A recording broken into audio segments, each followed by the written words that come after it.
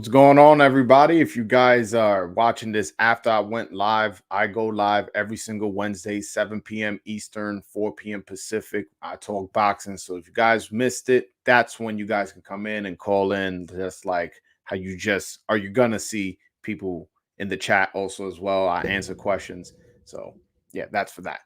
But guys, boxing's in a really good space, man. I know I keep saying that every time I go on live. Boxing is in a great space. Uh, we're gonna we're gonna see a lot of good fights coming up, and I'm excited. I'm excited. Marcus Browne versus Artur Beterbiev, man, that's a really underrated fight. I don't see a lot of people talking about it. I don't. I see a lot of people. The ones who are talking about it are giving Marcus Browne no chance. I'm like, you guys don't know Marcus Browne, man. That guy got power, and he was an Olympian, so he has some experience, man. This guy, you know, uh, Marcus Browne, he has experience. He fought Jean Pascal. Yeah, he lost, but he fought him. That's a good fight. Ma the Machine, what up, baby? How you doing, man? Talk to me. Talk to me. What you think? What you think about WBO possibly mandating Lomachenko, to fight him? What you think of that? Let me know. Yeah, no, man, that lightweight division is hot. There's a lot of stuff going on. My Brazilian fighter got signed, man. The guy I wanted to sign. I'm making a video on that. There's a video coming out tomorrow about that. So, but I'm super excited. Super excited. Also, I like how so somebody interviewed Marcus Browne, and they were trying to like justify his loss to Jean Pascal, saying like, oh, he tested positive. We don't know how long he's been doing steroids. He was like, man, no excuses, man. Like whatever happened, it happened to happen. If I lost, if he was using steroids, he wasn't. I don't know. There is no excuse. I should have beat him. I like that about him. I like that about him. Look, I'm gonna find the article right now. Hold on. Yeah, look right here.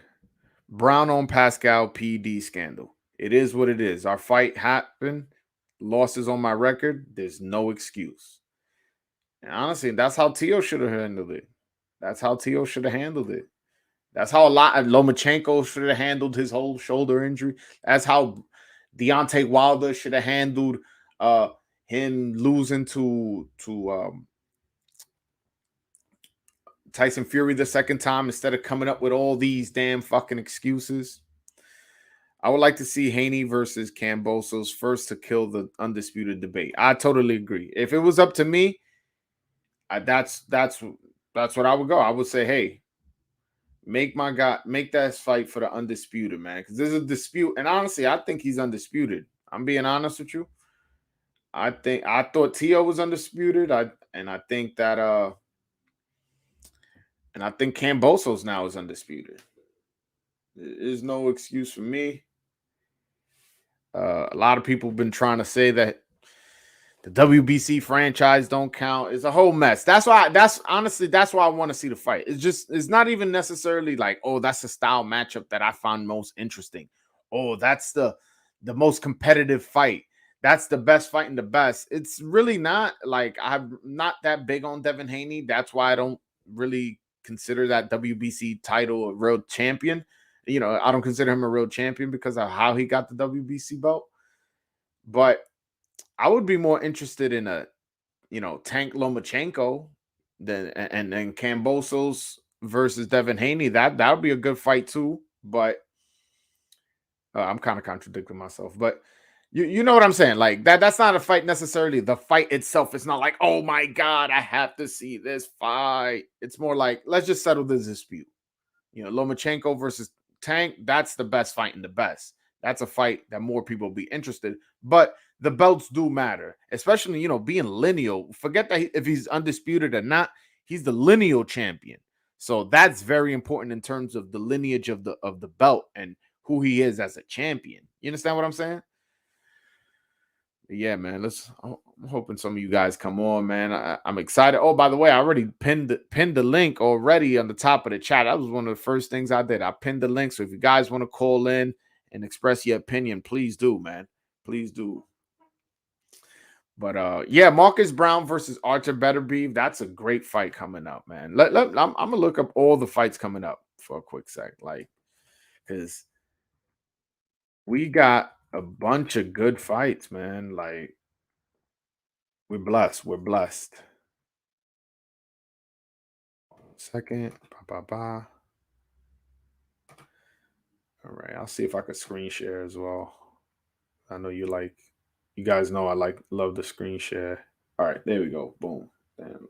Hold on, let me before I do that, let me get this rid of this ad for you guys. All right, now I'll screen share.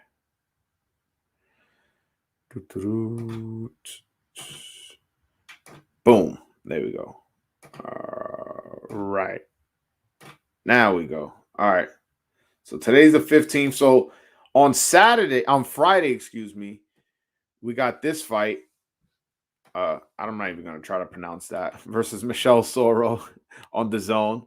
But this is the fight we really want to see. Artur Beterbiev versus Marcus Browne on Friday, man. That's great. And I love when fights are on Friday, because everybody wants to put their fight on a Saturday, and then I have to DVR this. And then if I want to go to the fight, I'm going to miss the fight. And I like watching a fight live as it's going, so I can tweet during the fight, so I can see my reaction, as opposed to, oh, I already know this guy wins by knockout, I just want to see how. It's kind of corny. So I like when they divide the fights, some on Friday and some on Saturday. So this fight's on Friday.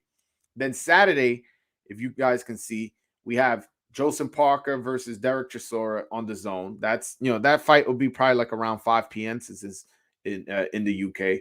Then you have Jake Paul versus Tyron Woodley. That fight, not necessarily an important fight, but some people are interested in it, as well as the undercard. You got Amanda Serrano. You got Deron Williams versus Frank Gore, a former football player against a former basketball player. There's also two 140 undefeated 140 fighters. One's 21-0, one's 20-0-1.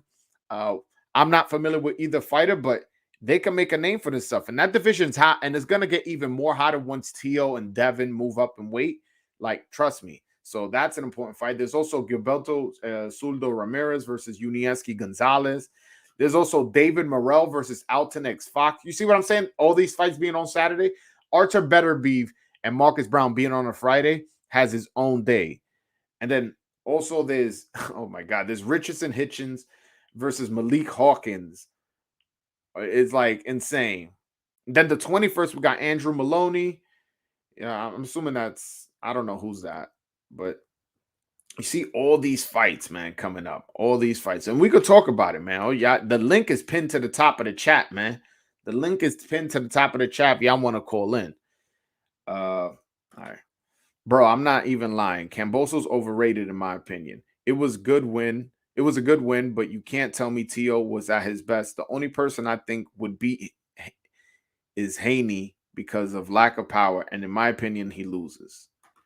I mean, I can't really say he's overrated or not, because he has one really, really great win against Teofimo in an upset in the other guy's backyard, and where he clearly won. He dropped the champion. Yeah, he got dropped himself, but he got up, finished the fight, cut Tio real bad.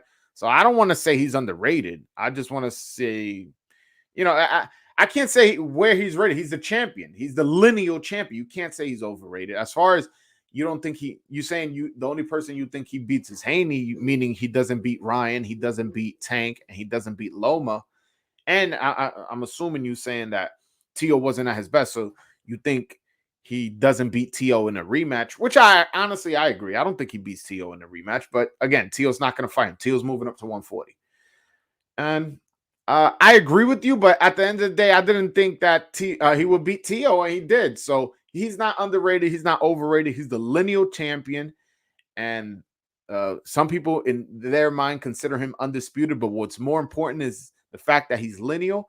Is he overrated? No. We'll see. We'll see his next fight, because he's saying he either wants Loma, Javante, Ryan, or Haney next. That's who he wants. So he wants one of the best next.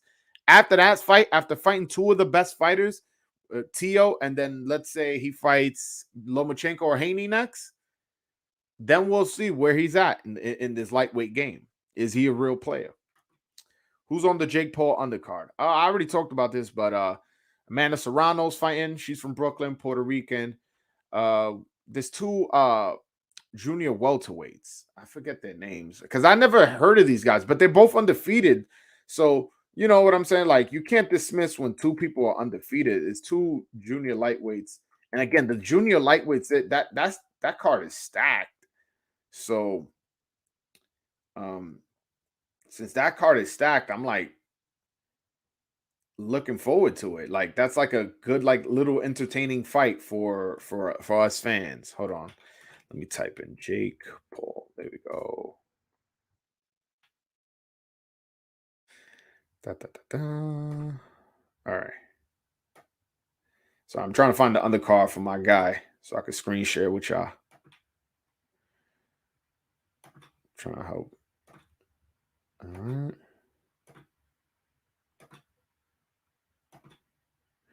All right. So you see here, we have, I already mentioned the Amanda Serrano fight. I already mentioned the Deron Williams Frank Gore fight. That's like a 4-rounder. Former football player versus a former basketball player. Then you got Liam Powell. He's an undefeated fighter from Australia. You know, undefeated fighter from Australia coming to America. We've seen that before, so let's not underrate him. He's undefeated, 21-0, 13 knockouts. That's a 61.9 knockout percentage. I don't know too much about him. No disrespect to my Australian viewers, but I'm not too familiar with Australian fighters. He's fighting a guy 20-0-1 with 12 knockouts. That's a 57.14% knockout ratio. And he's Puerto Rican. So you know, Puerto Ricans are known for having good fighters. It's from Cagos, Puerto Rico, which is the same place where Miguel Cotto's from. But yeah. All right. And he's beaten a few guys. He beat Kendo Castaneda, who actually is a decent fighter. You know, that's the only person on his resume who I really recognize. But yeah, that fight should be a good fight. I don't know. But it should be a decent undercard. If Browne doesn't try to mix it up with Beterbiev, he can pull it off. I think so too. I think so. I think the thing is, I know from inside information, this dude is a puncher, man. He hasn't necessarily showed that in the pros because I feel like he's willing to brawl too much and he gets caught up in that. If he was to get up on focusing how to set up shots, he would get more knockouts. And quite honestly, he could probably get some one-punch knockouts. He's a really hard hitter. I've seen him knock people out with one punch, a right hook, like in the amateurs with headgear on and big gloves. Like the dude could crack. Trust me, the dude can crack. And he's nice. He's nice, man. It's just he's had a couple things outside of the ring that's affected him. Yo, jab the like button on the way in. Yes, if you want to say hello to me, say hello by clicking that like button. That's how you say hello to me. Click that like button. And by the way, if you guys want to call in, the link to the call in is pinned to the top of the chat. Just click the link. It'll take you to a website. That website will either have you FaceTime me or you just use your voice. Whichever one you prefer is good with me. All right. Yeah, I get you, but all these lightweights weren't trying to get active until he won. Seems like he's easy work. Yeah, I agree. Like we all saw, what's his name, Ryan Garcia, all of a sudden go, oh, he's willing to fight Kambosos in his return fight. But when it was Tio, he wasn't saying that shit. You know what I'm saying? Nobody was saying Tio's name. The only one I will say was saying Tio's name was Devin Haney. And I never thought he was a duck. I never called him a duck. You guys can look at every single one of my videos. I never said he was duck and tail female. That fight just didn't happen due to promotional issues. One guy's on the zone, one guy's on ESPN. They don't work together, blah, blah, blah. We all know the whole fucking mess that is in boxing. I don't think either was ducking each other, but you never heard Gervonta Tank Davis mentioned. When they mentioned Tio to Gervonta Davis, he goes, he need to sell tickets, man. He's fighting in a small room in the Madison Square Garden. He wasn't talking about fighting. Lomachenko already fought him, so obviously they're not scared of each other. And then with the Ryan Garcia right now has a broken hand, and he never said, oh, in his comeback fight he'll fight Tio. He said, but he did say in his comeback fight he'll fight Kambosos. So like Damn, I forgot to get water, man. Hold on. But yo, Lefty, get on my YouTube, man. It's better when you on my YouTube. But or call in, because you go on my YouTube channel, right? It'll have the link pinned to the top of the chat. You click that link, it'll take you to the website, and you could call in. I see you on my Instagram. If you want to call in, please just click the link on the top of the chat on my YouTube page. It'll take you to a website. You can either just use your voice or you can FaceTime me, whichever one you prefer. Browne has a thin chance, but Beterbiev will most likely get him. The thing is, with like, you guys are sleeping on this guy's Marcus Browne power. I'm telling you, the guy can crack. And Beterbiev didn't look good in his last fight, if we're being honest. And he's 36 years old. Like, when was the last time he fought? I know he fought in I want to say it was Russia. I saw that fight. He did not look good. He did not look good. I wasn't happy with his performance. Hold on. Let me screen share this.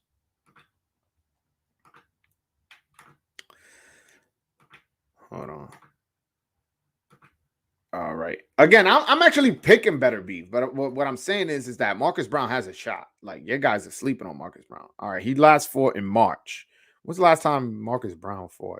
All right. So that's not that long of a layoff, but it is somewhat of a layoff. And Marcus Browne last fought in April. So, all right. So they're basically on the same schedule.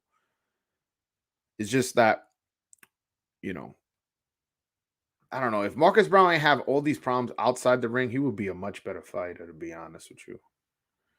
Much better fighter, because I know he got talent and he has the right people around him. I know I don't know them personally, but I know who trains him and the gym he goes to and who he spars, and he has good sparring. He has good people around him. He just needs to focus in and not drink, not beat his wife or whatever situation he got into when he got arrested. He needs to focus in on all of that, because if I'm not mistaken, he was gonna fight Kovalev. And then, due to him getting arrested, he lost out on that fight. So he needs to get his life in order. I'm not saying it isn't right now, but in the past, it's been a problem. If he has his life in order and is fully focused, he can win. He has a shot, and especially he has a puncher's chance. He's a puncher. Believe me. He's a hard knockout artist. I've seen it in the amateurs. I'm telling you, I know what I've seen. Yeah, man. By the way, I'm rocking my Larry Holmes, world champion, 1978.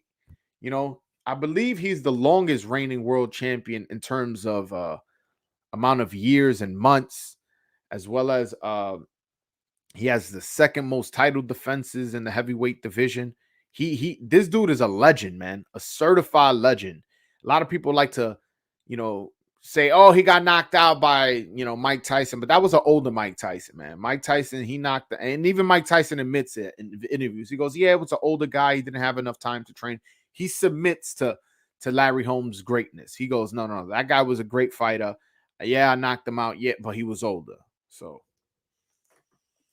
ain't really heard from Browne since that Pascalov. Yeah, he had one tune-up fight since he took a year off, came back, had one tune-up fight, and now is fighting Artur Beterbiev.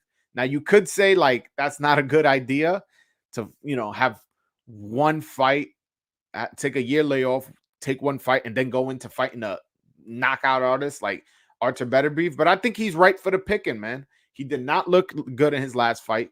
He said that he didn't look good because he had COVID lingering symptoms, which I'm not going to dismiss, because I had COVID, and when I had it, it took me a little minute to recover. I ain't even going to lie. Like, I had a little brain fog, but I'm good now. But point is he still experiencing these problems? Are those problems permanent? Or was that a case of just him getting old overnight? Again, the guy's 36 years old. He had a long amateur career. He fought Usyk in the amateurs, if I'm not mistaken. I could be wrong on that, but I know. Oh yeah, he did.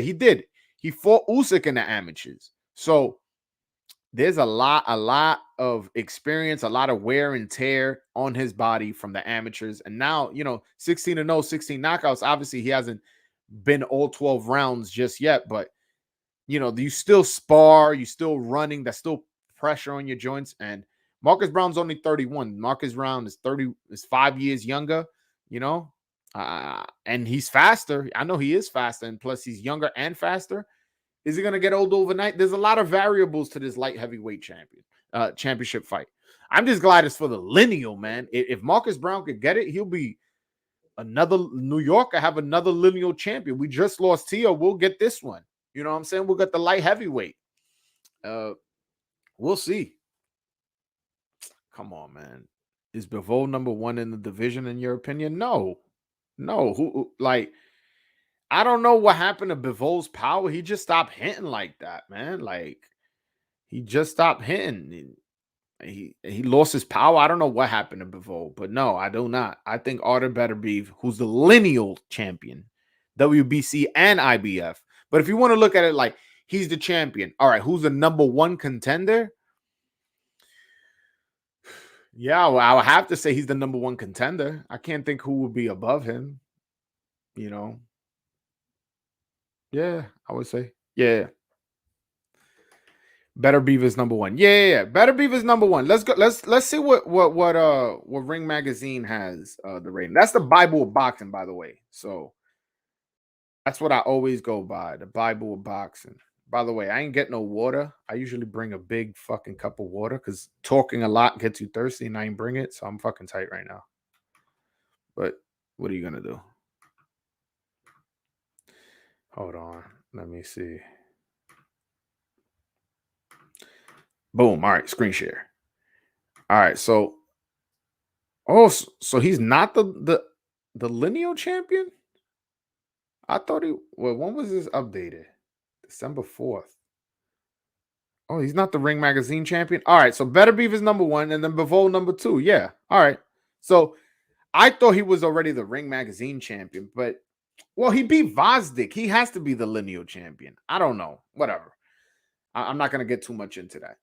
That fight right there would be good. These two Russians, but the thing is that they neither are popular fighters, and they're both, I want to say, waiting on that Canelo payday.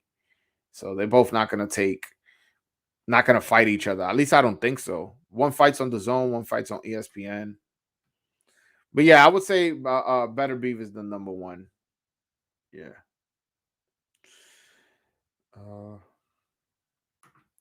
You Americans slept on Usyk as well. Yo, first of all, I got a video coming out tomorrow. I'm saying it now, so when it comes out tomorrow, you're not gonna like, oh, he only made the video because of what I said. No. What you're saying right now. I made a video today. I edited and everything is coming out tomorrow about how if Usyk was American, he would get a lot more love in a pound for pound list. So wait until that video tomorrow, Sander. Waiting for that video tomorrow. This doesn't mean that he's that good. Well, about Bivol. Yeah, I mean, he's not getting knockouts. That doesn't mean he's not good, but also who's he beat? Like, I don't know. You telling me what win on his record is better than Artur Beterbiev knocking out Vazdik, to unify? Like, come on, man. Like, you guys got to pay attention, bro. You guys got to pay attention. Right now, the best light heavyweight is for sure Artur Beterbiev. And Marcus Browne is going to have a legit argument. Legit argument to be in the best light heavyweight if he wins. But again, that's the key word. If he wins. Hold on. Canelo would be killed by Usyk. I'm not even gonna address that, man. Like, Canelo's not fighting Usyk. Come on, man. I know Usyk said he's willing to move down a cruiserweight to fight Canelo, but Canelo was gonna move up to cruiserweight to fight a strategic already champion there. When you move up in weight, you got to be strategic. When Roy Jones moved up to heavyweight, he didn't fight Lennox Lewis. He fought John Ruiz. You know what I'm saying? And I can't even knock when you're moving up in weight like that. I can't knock what caliber of opponent you're fighting because it's such a weight difference. And by the way, John Ruiz is not as bad as people make him out to be. But point is, Roy Jones went from 175 all the way up to heavyweight. To fight a guy who had a title there, you got to respect that. So Canelo moving up to cruiserweight, he was going to fight Makabu because, it's strategically smart. The guy's kind of like a weaker champion guy who got knocked out before by Tony Bellew, a guy who started, and Tony Bellew started his career at light heavyweight, if I'm not mistaken. So a smaller guy knocked him out. Canelo probably saw that. I was like, let me try my luck, Beterbiev is the lineal champ. You can be lineal without the ring belt. Remember when Fury came back? You're right. You're right. You're right. And you know what's funny? I read an article today written by Jake Donovan, one of the best boxing journalists in all of boxing. I read an article and he did say that Artur Beterbiev is the lineal champion. So you're right. You're right. But yeah, hold on. Somebody, because I'm going live on Instagram too, so I'm trying to read the comments in there as well. I'm trying to show some love to everybody. Let's go, bro. I'm trying to get it done. There's more. Yo, bro, go on your YouTube app, and then on your YouTube app, it'll have the chat. Don't worry about it. And then you could call in. You want to know about what about Ennis versus Spence since he's number one IBF? I don't think he's number one IBF. If I'm not mistaken, he's number 3 in the IBF. Number 2 is vacant because Sean Porter lost and retired. And number 1 is Kudrelijo or something. It's like some Uzbekistan guy. I can't pronounce the guy's name. Let me see if I could. There we go. Boom. I'll screen share the IBF rankings in a bit. But yeah, he's going to have to fight an eliminator. It's going to be a while before he. There we go. So I was right.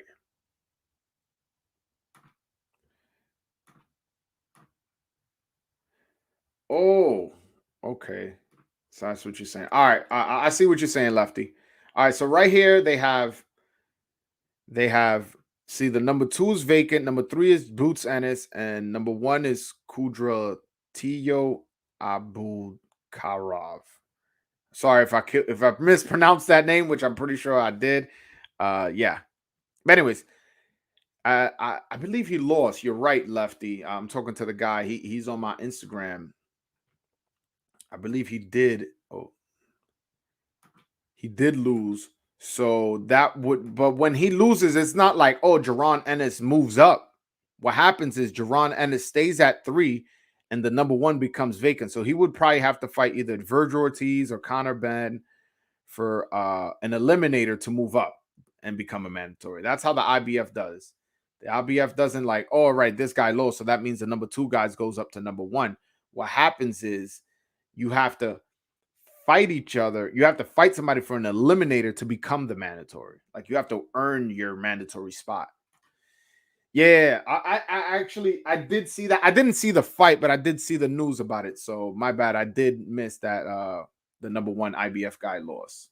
But yeah, they will have to do in the title eliminator. But that's a fight that everybody is interested. Everybody who's a hardcore boxing fan. Because Boots Ennis, his name isn't quite up there yet. Like, look, his last fight was a eliminator. It wasn't on an undercard. It wasn't a a main event. So he still has things to work on as far as his popularity. But as far as his skills, man, he looks ready, man. His knockout of Thomas Delorme was as impressive as any first round knockout I've ever seen. When you in his post fight interview, he said that his father showed him a video of Thomas Delorme on his phone of like Thomas Delorme being susceptible to that overhand right he caught him with. So he adjusted his boxing IQ came from the locker room into the ring. So he drops him with that right hand. And then Thomas Delorme gets up and then he switches southpaw and knocks him out southpaw. That's impressive, man. And Thomas Delorme, was I expecting him to win the fight? No. But I wasn't expecting a first round knockout. I was expecting 5, 6, 7, maybe even 10 rounds. And then Boots Ennis get a knockout. But man, he came out and performed well and did his thing, got that first round knockout. It was really, really impressive. Really impressive. The problem with Browne is his chin, and it's not good to have suspect chin against Beterbiev. No, I agree. That's a good point. So a lot of people say, Marcus Browne is chinny, but he's never been knocked out. He's been dropped by Pascal. But again, I felt like with the Pascal fight, he was so arrogant. He didn't respect Pascal so much. He just came in like, yo, this guy's not going to be able to take my power.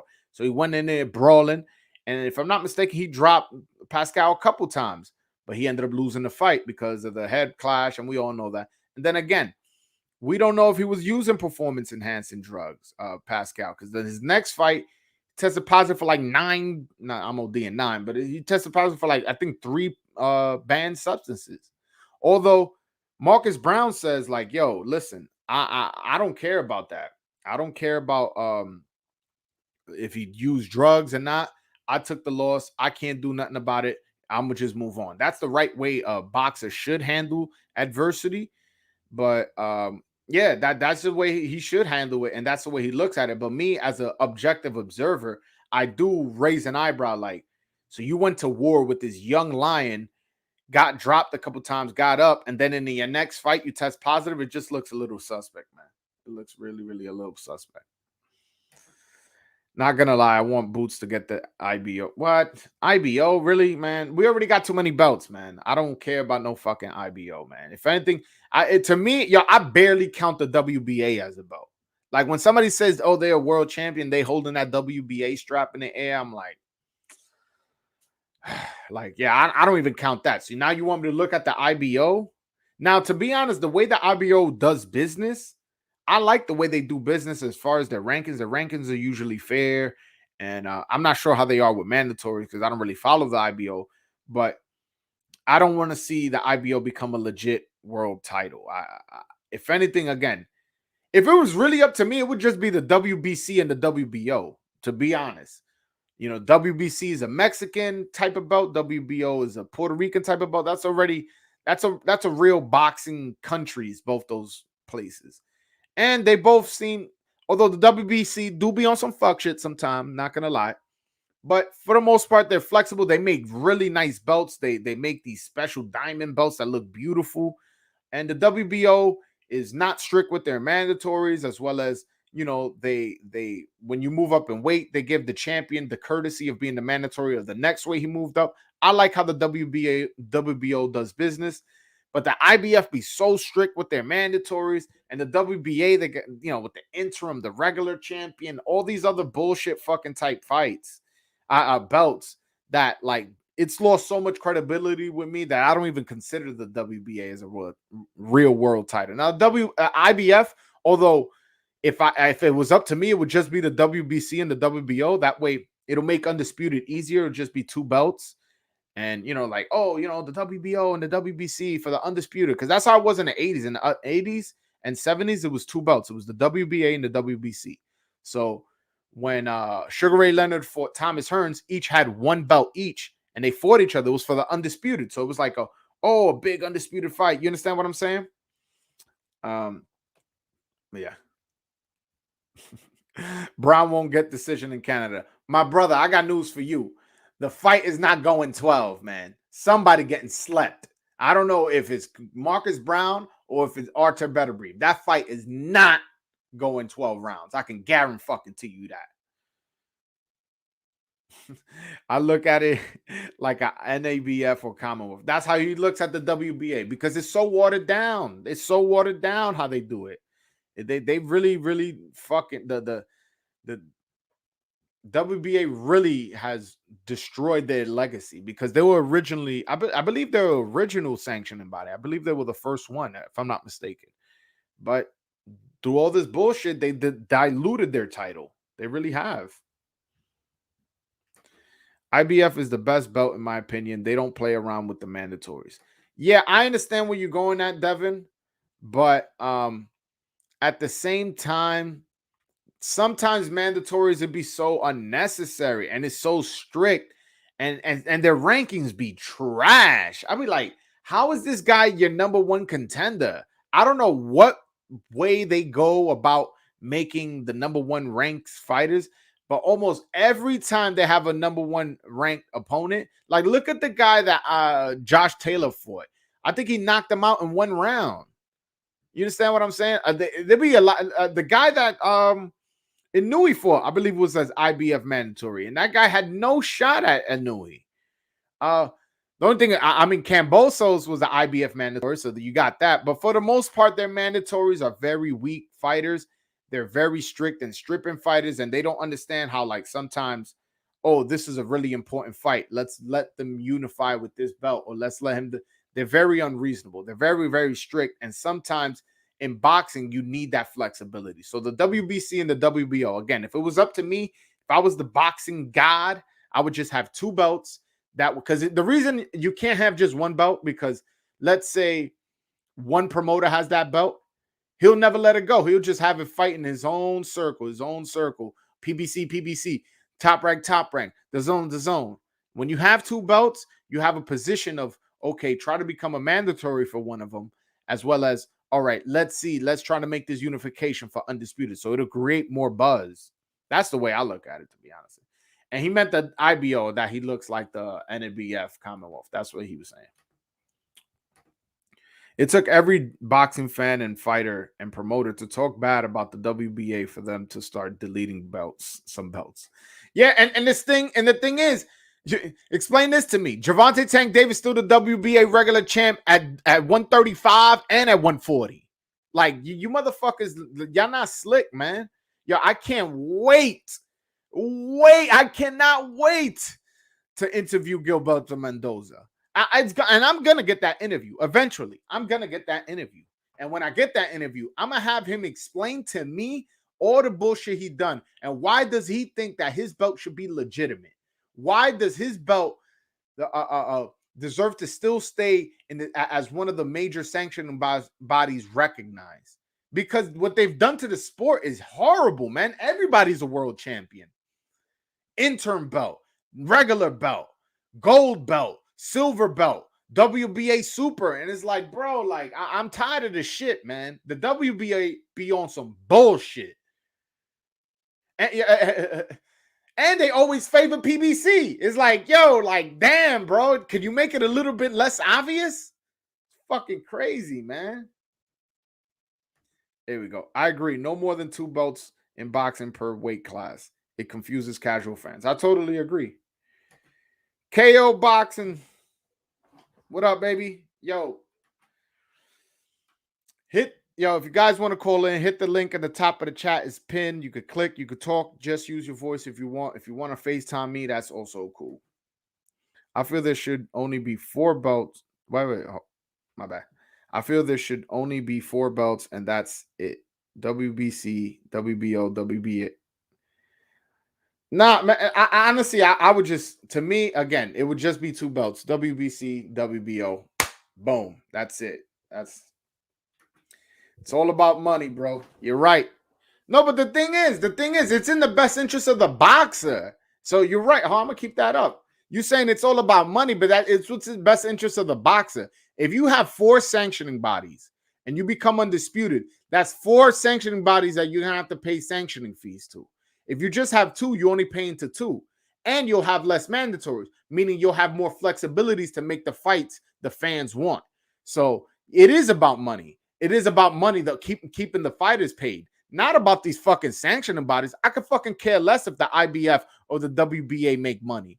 Fuck them. Now, the boxers, I do want them to be compensated properly. And yeah, I understand the sanctioning bodies do provide a service, but at the same time, paying 4 sanctioning bodies is like, yo, there's only so much service I need. Give me 2. I could be undisputed with 2. It's a much easier route, and it causes less confusion amongst casuals. It causes less confusions amongst fans who are slightly interested into getting to boxing, and they're not even a casual yet. So yeah, you're right. It is about money. It is about money to the sanctioning bodies, because the more sanctioning bodies we have, the more money they make it, and the less money the fighters are making. Yeah. It's all about sanctioning fee. That's why the WBC created franchise title. There's too much money to be made. Totally agree with you, brother. Totally agree with you. Everybody knows the UFC champs. There's only one per weight class, so it's easy to follow. I agree. And on top of that is, like, there's multiple champions in MMA. There's the Bellator champion, the Strikeforce champion, the One champion, whatever. It's like a bunch of these.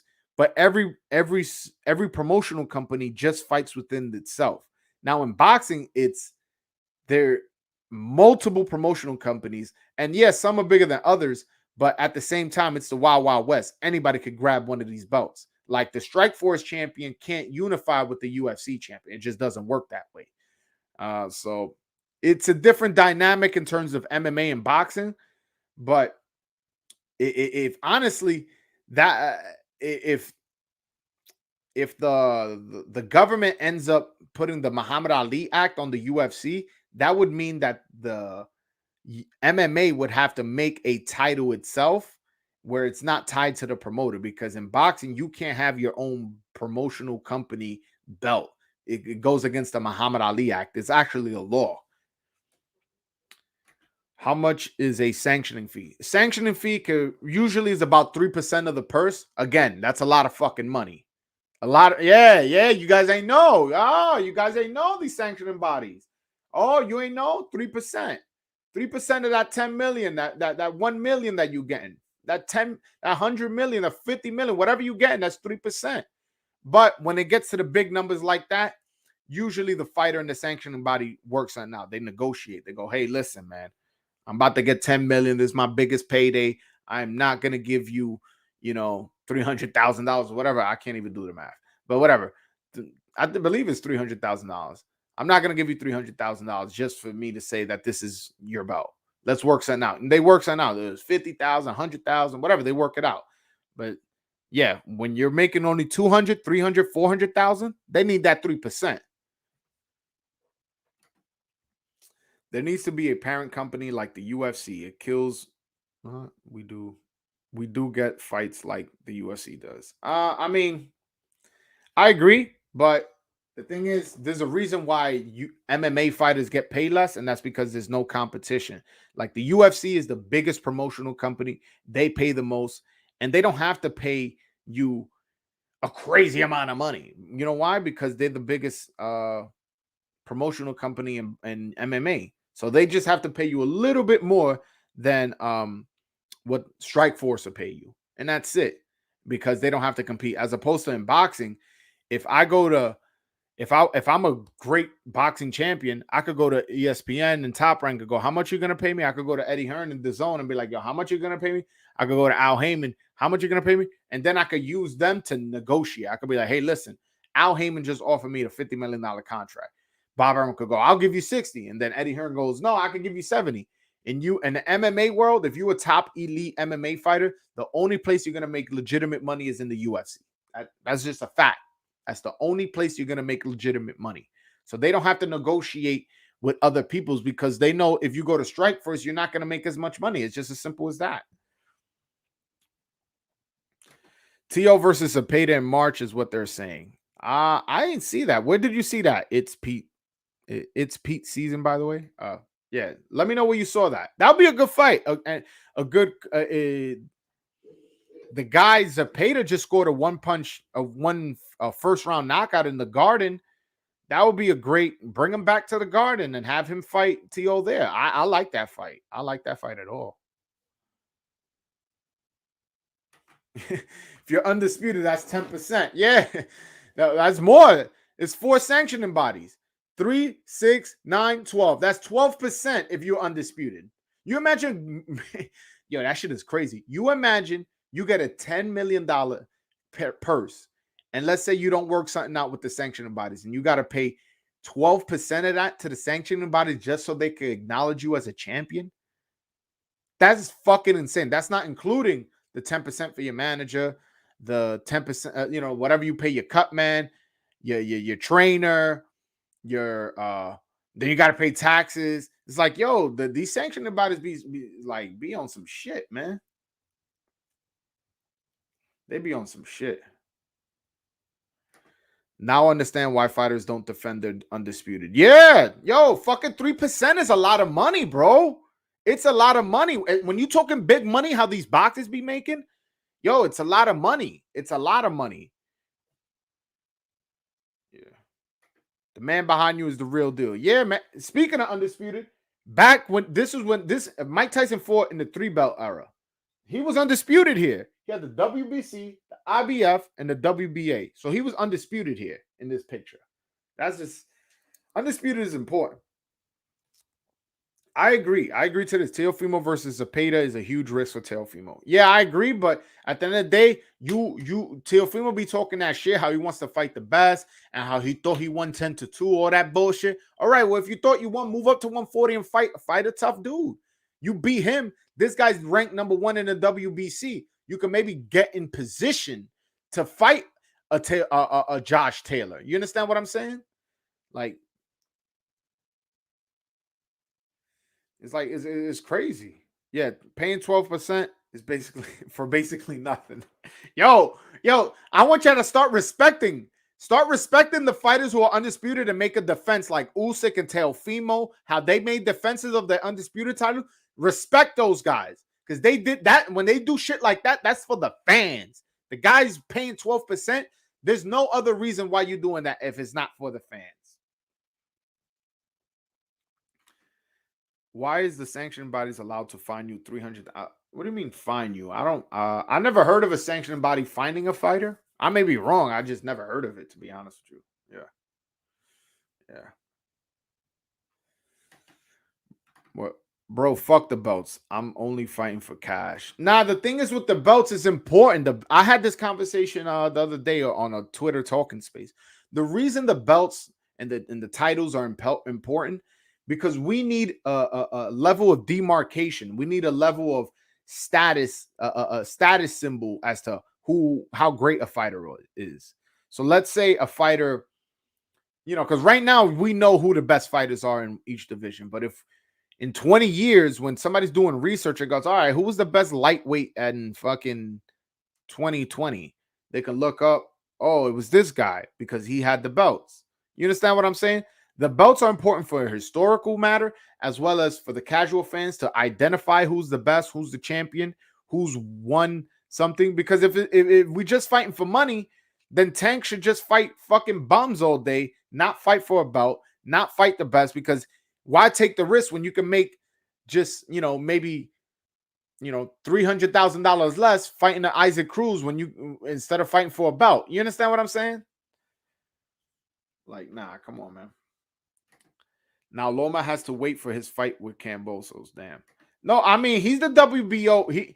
So a lot of people don't know. After his fight with Comey last Saturday, he's the WBO mandatory for George Kambosos, and Bob Arum seemed very, very confident that Kambosos is going to be mandated to fight Loma, and that's going to be his next fight. And yeah, I don't think no. And he also said that he's willing for Lomachenko to call to go to Australia. So we'll see about that. We'll see. Loma will clean out the division. Will clean out the division now easy. I don't know about easy, bro. You think him fighting Tank and Ryan easy? I don't think so. Tank versus Loma is the best fight you can make, and they both got no belts. I agree. See, now that I agree with you. That's probably the best fight to be made at lightweight division, but neither are champions because one, Teofimo didn't give Lomachenko the rematch. Also, Tank has expressed no interest in fighting the champions due to promotional problems, as well as his promoter not getting him in the way. But let's see. I mean, I the belts matter, bro. The belts matter. It just they have to matter. It's not as all right. Put it like this: it's not a matter of if they matter. It's a matter of they have to matter. You understand what I'm saying? They just have to. For the most part, if you look at any division, you go, all right, who the top fighters in this weight division? For the most part, excluding the lightweight division, you go, all right. It's probably whoever the guys are the champion, the WBO, the WBC, IBF, for the most part. Like, look, you want to show that comparison as to at 135. Why don't we show the comparison at 140? Who's the best fighter at 140? All right. Now, who's the best fighter at 168?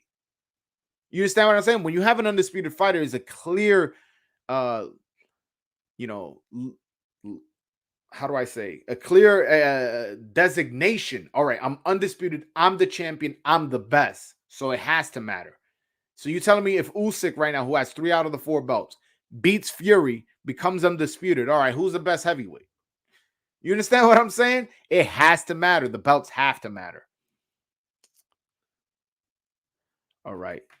Loma all the way. Loma will beat Tank and the rest. All right. I mean, damn, Loma getting a lot of love today, man. Lomachenko. What do y'all think of Lomachenko's last performance against Comey? I thought, when he dropped Comey, I thought he was out. I was at the fight, as some of you guys know. I was at the fight, and boom, dropped him. I thought he was out. And yo, Loma showed so much swag, man. When he hurt him in the, I want to say it was in the third round, and then was like, yo, just go to your corner. Don't worry, because the round was ending. He was like, go to your corner. Don't worry about it. Like, kind of like, I'll get you next round. It would have been dope. He would have got the knockout the next round after that, but it didn't happen, unfortunately. But then when he dropped him, he was trying to get the corner to stop the fight. It was dope, man. I love Lomachenko's fighting style, and he has swag. Like, yeah, I remember against I want to say it was Mariaga. He stood in the corner, was like dodging all those punches. He got caught a couple of punches, but he's a showman, man. I just wish more people would be willing to fight. I wish Tank was willing to fight him. I wish Ryan was willing to fight him. I know Tio was, and Tio beat him, but Lomachenko is definitely nice, man. Definitely nice. Have to respect on No Mas. Yeah, I remember he had a bunch of people quitting. The problem with Haney for Undisputed is that if George fought Haney and won, he would get the WBC belt per the rules, so he'd be in the same situation. I have no idea what you mean by that, bro. How would he be in the same situation? Oh, you're saying if he vacated the WBO and went to fight Devin Haney? You're right. Listen, the better fight for me in terms of if he is not going to get stripped is definitely Devin Haney versus Kambosos. Now, if he is going to get stripped, if he doesn't fight Loma, I feel like he should go the Loma route.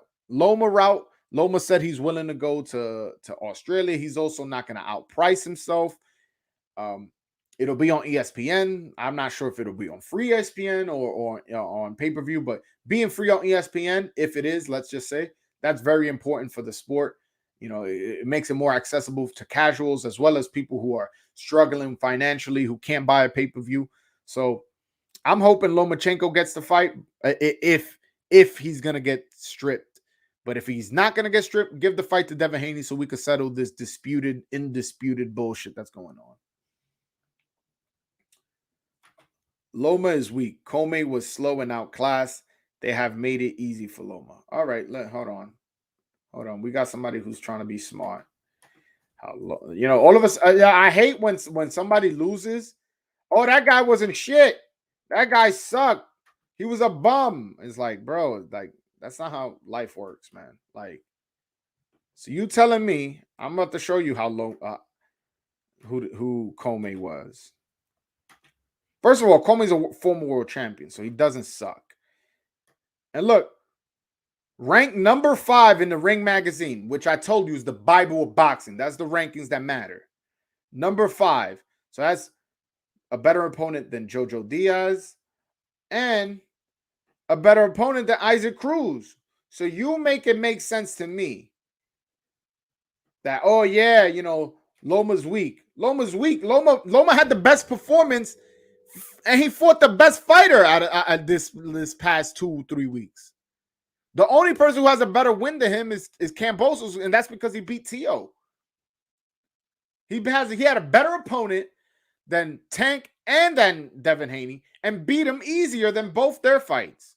So I don't know what the fuck you're going with that. Kick this out, this chat, for not knowing shit about boxing. Yeah, bro, I don't know what the fuck was that, bro. What the fuck was that? You crazy, man. This dude is bananas.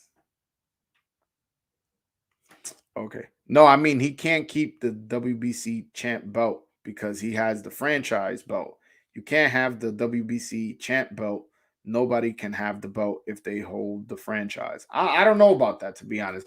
WBC makes their fucking rules as they go. So I don't know. I'm being honest with you. Top Rank surely makes it hard to make some of those fights with Loma. I agree. Well, it's not even Top Rank. It would be unfair to just blame Top Rank. Although, yeah, you do. They're not without blame. Believe me, I'm not fucking saying that. But it's just the whole landscape of boxing. Some people like look. This fights. We've been asking for the Zone and Showtime to work with each other. / Eddie Hearn and Al Heyman to work with each other to give us Charlo versus Andrade. We've been asking for that fight, but why doesn't a fight happen? Because one's on the Zone and one's on Showtime. One fights for Eddie Hearn, one fights for Al Heyman. It's just the landscape of boxing. It has nothing to do with Top Rank. Again, are they complicit into Lomachenko not getting some of those tough fights? Yes, but they're not the sole responsible for that. Loma beat the most dangerous opponent out of the recent fights and did it the best. Yeah, like I don't know what that guy. I've never seen that guy in the chat, because usually my fans are more knowledgeable than that. What the fuck was that? Hold on. Name who Comey has beat that is nice. How about you, bro? He was a former world champion. He beat Jackson Mariñez, knocked him out. Oh, who's Jackson Mariñez? The guy who outboxed the shit out of Rolly Romero. And who Rolly Romero was going to fight? Oh, he was going to fight Tank. So if the guy that beat Rolly, because he got robbed, I don't give a fuck, Jackson Mariñez won that fight. The guy who beat Rolly that was going to be Tank's opponent, yeah, well, Lomachenko's opponent knocked his ass out. Easy, too. Beat the shit out of him. Yo, bro, what the fuck is you talking about? This dude don't know shit about boxing, man. This dude don't know shit. That's kind of cap, because Eddie Hearn said he would allow Andre to fight on Showtime for that fight. They still don't want it. Al Heyman believes his boy Charlo loses. And you know what? You're right. That's a good point. But still, in general, we do know the zone don't fuck with Showtime. And for the most part, that's how it works. Yes, Eddie Hearn seems the one that's most willing to send his fighters places. That's true. But at the same time, we do know that's a dynamic of the sport where there is a problem with the fight, making fight. What's up, my guy? I'm not sure Comey is better than JoJo. Yo, JoJo was just moving up in weight. And again, he's ranked lower in the lightweight division. Like, guys, nah, bro, I'm not kicking nobody out. He hasn't said nothing disrespectful. He just doesn't know nothing about boxing, but he's here. He's trying to learn. He could call it. Yo, listen, call in. Click the link in the top of the chat.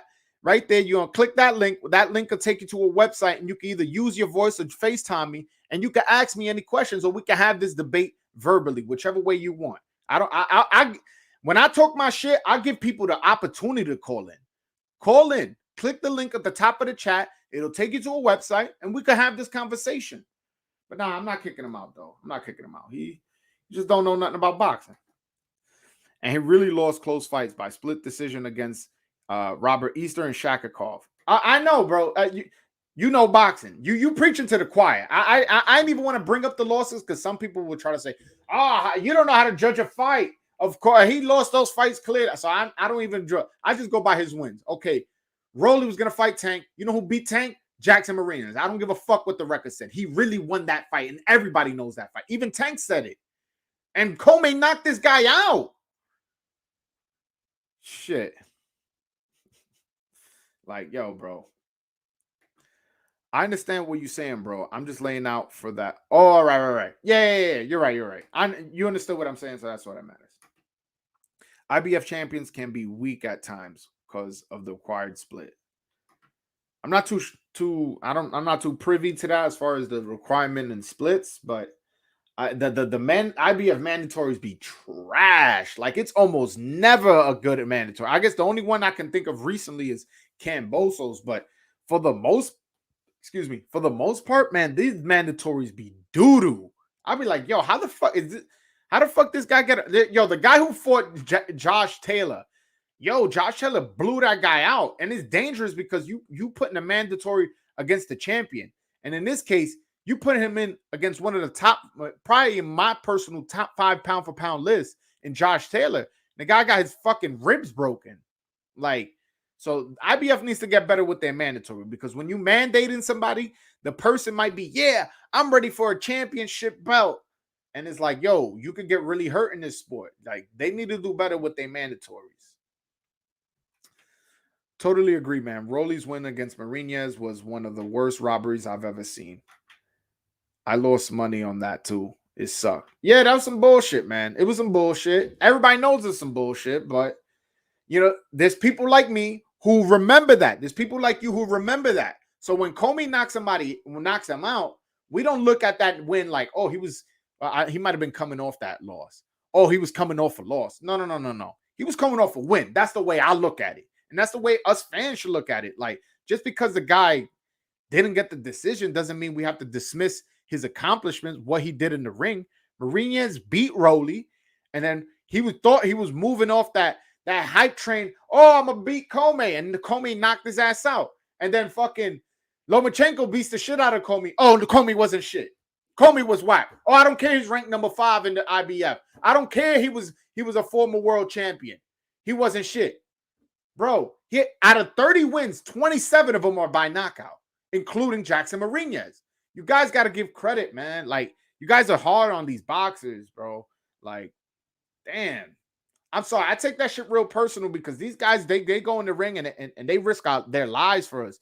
And when somebody has accomplishments and then somebody gets on a YouTube live and wants to discredit somebody, like, oh, that guy was a bum. Not everybody's a bum, man. That word is thrown out too loosely. I'm not saying he said that, but I'm just saying there's people who talk like that. It's like, nah. Andre should have been able to fight Triple G. They both been on the zone for like 2 years. Yeah, Triple G don't want that smoke. Triple G is ducking Andre. The fight's been offered to him. Believe me, it has. I know. I have inside sources. The fight's been offered to him, and he hasn't been with it. But, you know, like, he's been so quiet and so inactive. It's hard for me to call him out. I'm not going to call him out if, you know, if he can't make the fight, you know, if he's not fighting active. He was going to fight Muradov, which was a bigger fight, a more money fight in Japan for a belt. I can't knock him too much, and he's older. You know, I give senior citizens a little bit of a break. Hold on, we got a guest. What's going on? Nobody here. What's going on, my brother? Yo, what's going on? Can you hear me? Can you hear me? Yeah, I hear you, man. What's up, bet. Yeah. What's up? Yeah, I wasn't sure. I never used this part of the internet, the SteamYard. Never used. Yeah, man. You got to be on here, bro. You got to be on here every Wednesday, 7 p.m. Eastern, 4 p.m. Pacific. This is primetime TV. What's up, prime time? Yeah, man. I heard you talking. Yeah, I mentioned the thing about the IBF because they have a 4 split, right? So they got it. I think it's like 70-30 or 80-20 that the champion gets. The champion gets 80% of the purse, and then the challenger gets like 30 or 20%, one of the two. And so because of that, a lot of their champions aren't that strong because the splits aren't worth it for everybody. Oh, I ain't know that. I thought all sanctioning bodies was 65-35. Nah, everyone's different, dude. That's why everybody fucking corny, man. That's why everybody wants the WBC belt, because then you make the most money. I mean, really? That's interesting. You educated me right now. You make the most money, and the WBC is like really about like making sure that their champions make money. So that belt really, really matters to them from a financial standpoint. No, and not only that, the WBC, yo, they get busy with those belts, man. Oh yes, bro, those belts are beautiful. When they, oh my god, when they go into Canelo be having that black belt with the gold trim. Yeah. They made him another one that was made by like some native Aztec, like native Mexicans. I don't know the proper term. So excuse me, guys. But they get busy. The diamond belt. You remember the diamond belt Mayweather had? Yeah, I saw that. I remember that shit. Bro, that's one of the most beautiful belts I've ever seen in my life. Dude, they really get busy with those belts. They about those belts and making them look nice. Yeah, but they about champions too. So yeah. Nah, yeah. Like I said, the WBC be on some fuck shit. I be on here going crazy talking about them too. Yeah. But for the most part, they try to work with the boxes. That's one thing I like about them. They try to make it work with the boxing. Again, they do be on some fuck shit, which again, every time they do, I call them out. Yeah. But I can't say they have a malicious bad intent and for the sport. They actually care about the sport, unlike the WBA. Fuck the WBA. Yeah, the WBA, I don't know what they lost their way, because like I kind of like the whole super champion thing, as long as it's like if you made I'm about to hang up on you. No, I like the idea that if you win 5 times straight, you're now a super champion, and then the next person is elevated to some belt or whatever. I kind of like the idea conceptually. Fuck no, bro. But the way it plays out is like, bro, there's already enough belts. We have 4 belts. Now you want to make it. You want one sanctioning body to have 2 champions, so we're gonna have 5, and then you count the Ring magazine, so that's 6. It's like, fuck that, bro. We need any idea to make it go less belts. That's what we need. We don't need more fucking belts, bro. We don't need more belts. But see, I like that idea because it basically makes it so that what happens is that you're competing for the second spot to fight the champion. That's the way they wanted it to be, but it turned into something totally different. Well, if you're not enforcing the rules, it's bullshit. Yeah, it's totally nonsense, right? Because they started like picking stuff like, oh, you're just the interim champion, and oh this, and they screwed up the entire idea. Yeah, because they did it like, you know, just give everybody a belt and we can charge everybody sanctioning fees. Of course, well that's the other game too, right? But yeah. But the WBC, they do with the WB Silver. And I'm okay with that because those are like regional titles to help you out with the ranking. Yeah. And the common fan, they know that that's not a real championship belt. Yeah. But not a lot of casuals don't know the difference between the WBA regular and the WBA super. So it causes confusion. And then again, it's not good for the boxers. You got two guys paying sanctioning fees. These motherfuckers charging 3%. Like. By the way, that's way too fucking much for you just to give me a belt. 3% every time I defend my title, that's bullshit. Yeah. But that's besides the point. I mean, yeah, you know, it's part of it. But you really think Andrade's going to actually get a fight, though? That was what you were talking about before, right before I called in. Andrade is going to fight who? I think you said Andrade and Charlo. No. I don't think they're going to fight. You don't think it's a good fight? No. What? Oh, it's a good fight. You asked me, is it a good fight or they're going to fight? Are they going to fight? You think that'll happen? No, that fight's not going to happen. The reason is because Andrade was with Al Heyman, and they had signed to fight Charlo, or they had like a handshake deal, and then Eddie Hearn came and offered Andrade a big contract to fight in the zone. So when he went on the zone, he pulled out of that deal, and Charlo was like, you know what, you'll never get this fight from me. So even though it's a fight that makes sense, and also I'm pretty sure Al Heyman is probably mad that he left him for Eddie Hearn, like for money and stuff like that. So I'm pretty sure there's some pettiness to that, but that fight ain't gonna happen. Well, you think what's his name, Adrian Broner's career is gonna get messed up even worse if he goes to Eddie Hearn? I mean, the thing is, Adrian Broner has done enough to ruin his own career.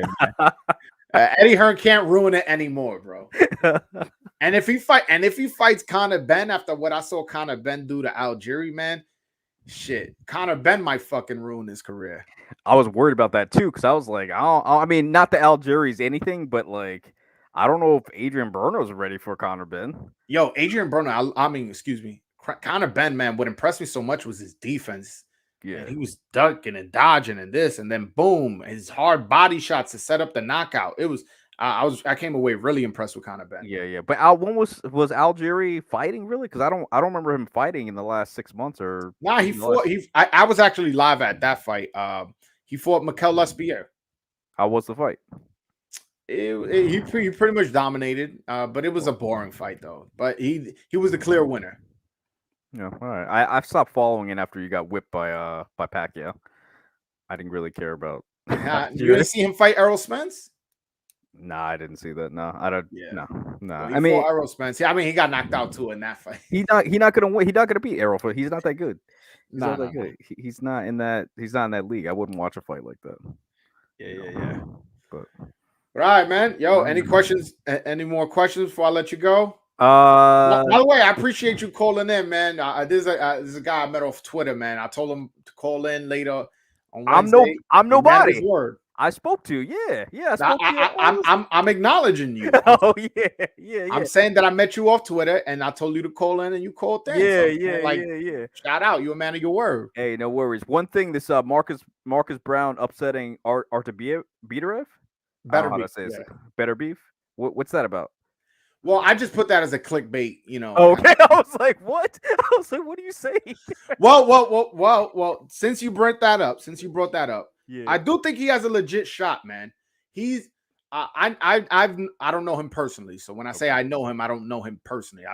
I've known Marcus Browne. That's probably the best way to put it since the amateurs, and I'm telling you, man, I've seen this guy knock people out with one punch with headgear and big gloves on. Damn. You know. And he even knocked out one of my personal friends in the semifinals in the Golden Gloves. Okay. He's a very hard puncher. He was a former Olympian. He has a lot of experience. It's just his career hasn't been as successful as it should be because he's gotten, he's been in the streets sometimes. I believe he got arrested for some domestic violence thing a couple times. Dude, can't do that. I've seen him drinking in clubs, smoking hookah and shit like that. So maybe that, but it seems to me that he's gotten his life a little bit more in order from what I've heard. I always got my ear to the streets. So from the mutual people we know, from what I hear, he's been more focused. And again, he's a puncher. He hasn't showed it in the professional ranks, but I know for a fact he's a puncher. And if Artur Beterbiev comes in trying to brawl, there's a chance he could get clipped, man. But again, I'm picking Beterbiev by knockout, but if Marcus Browne won by knockout, I wouldn't be surprised, especially if it's a one-punch knockout, specifically that right hook. If he's how's his defense? Can he like dodge some of Beterbiev's punches at all? Thing is, he does have good defense, but he sometimes doesn't control his emotions. Okay. And like let's say somebody pushes him or somebody like hits him low, he'll start getting angry and he'll start wanting to brawl, and that's not what you want to do against Beterbiev. Okay. Yeah, so well, we'll see. Yeah, we'll see. All right, man. Thanks for having me on the show and everything. I'll talk to you again. All right. Nah, I appreciate you calling in, brother. I'll see you next week. Of course, man. Bye-bye. All right, peace. All right, man. Yeah, that if you guys want to call in, the link is pinned to the top of the chat. Just click the link. And as you guys saw, he just wanted to use his voice. He just used his voice. We had a conversation. But if you want to FaceTime me, that's cool too. You get your little 15 minutes of fame on YouTube. Know what I'm saying? I wish sanctioning bodies got together and mandated tournaments. You know what's crazy? For the first time ever, all 4 presidents of the sanctioning bodies met. Like, I want to say it was about a month ago. Let me see if I can find that. Before I say that, before I do that, let me answer this. Now, I have faith in Browne. I wouldn't consider it an upset. I have Beterbiev slightly favored in my book. Oh, wow. So you got it close. Only slightly favored. I think Beterbiev should be like a 4-1, 3-1, like a good favorite, but not like he's not like, oh my God, this is easy work. Like, no. Not that either. You know what I'm saying? It's Beterbiev. Please say it like that. Some people say Beterbiev. I don't know which way to say it, to be honest with you. But either way, y'all motherfuckers know who I'm talking about. How about that? Is that the strong Russian who knocks people out, who's the lineal light heavyweight champion? That guy. How about that? Is that the idea? I know who I'm talking about now? Nah, Beterbiev. All right, I got you, brother. Let me see. Salute Puerto Rican rum. Yo, that's Palo Viejo, man. That's the cheap ass rum, though. I thought you were talking about Bacardi, man. Just because I know Browne's skills will be a problem. Like if you said if he fights smart, he can sneak out of the W. I agree. He's a southpaw. Southpaws are known for being slick. And slick southpaws, every generation has a slick southpaw. From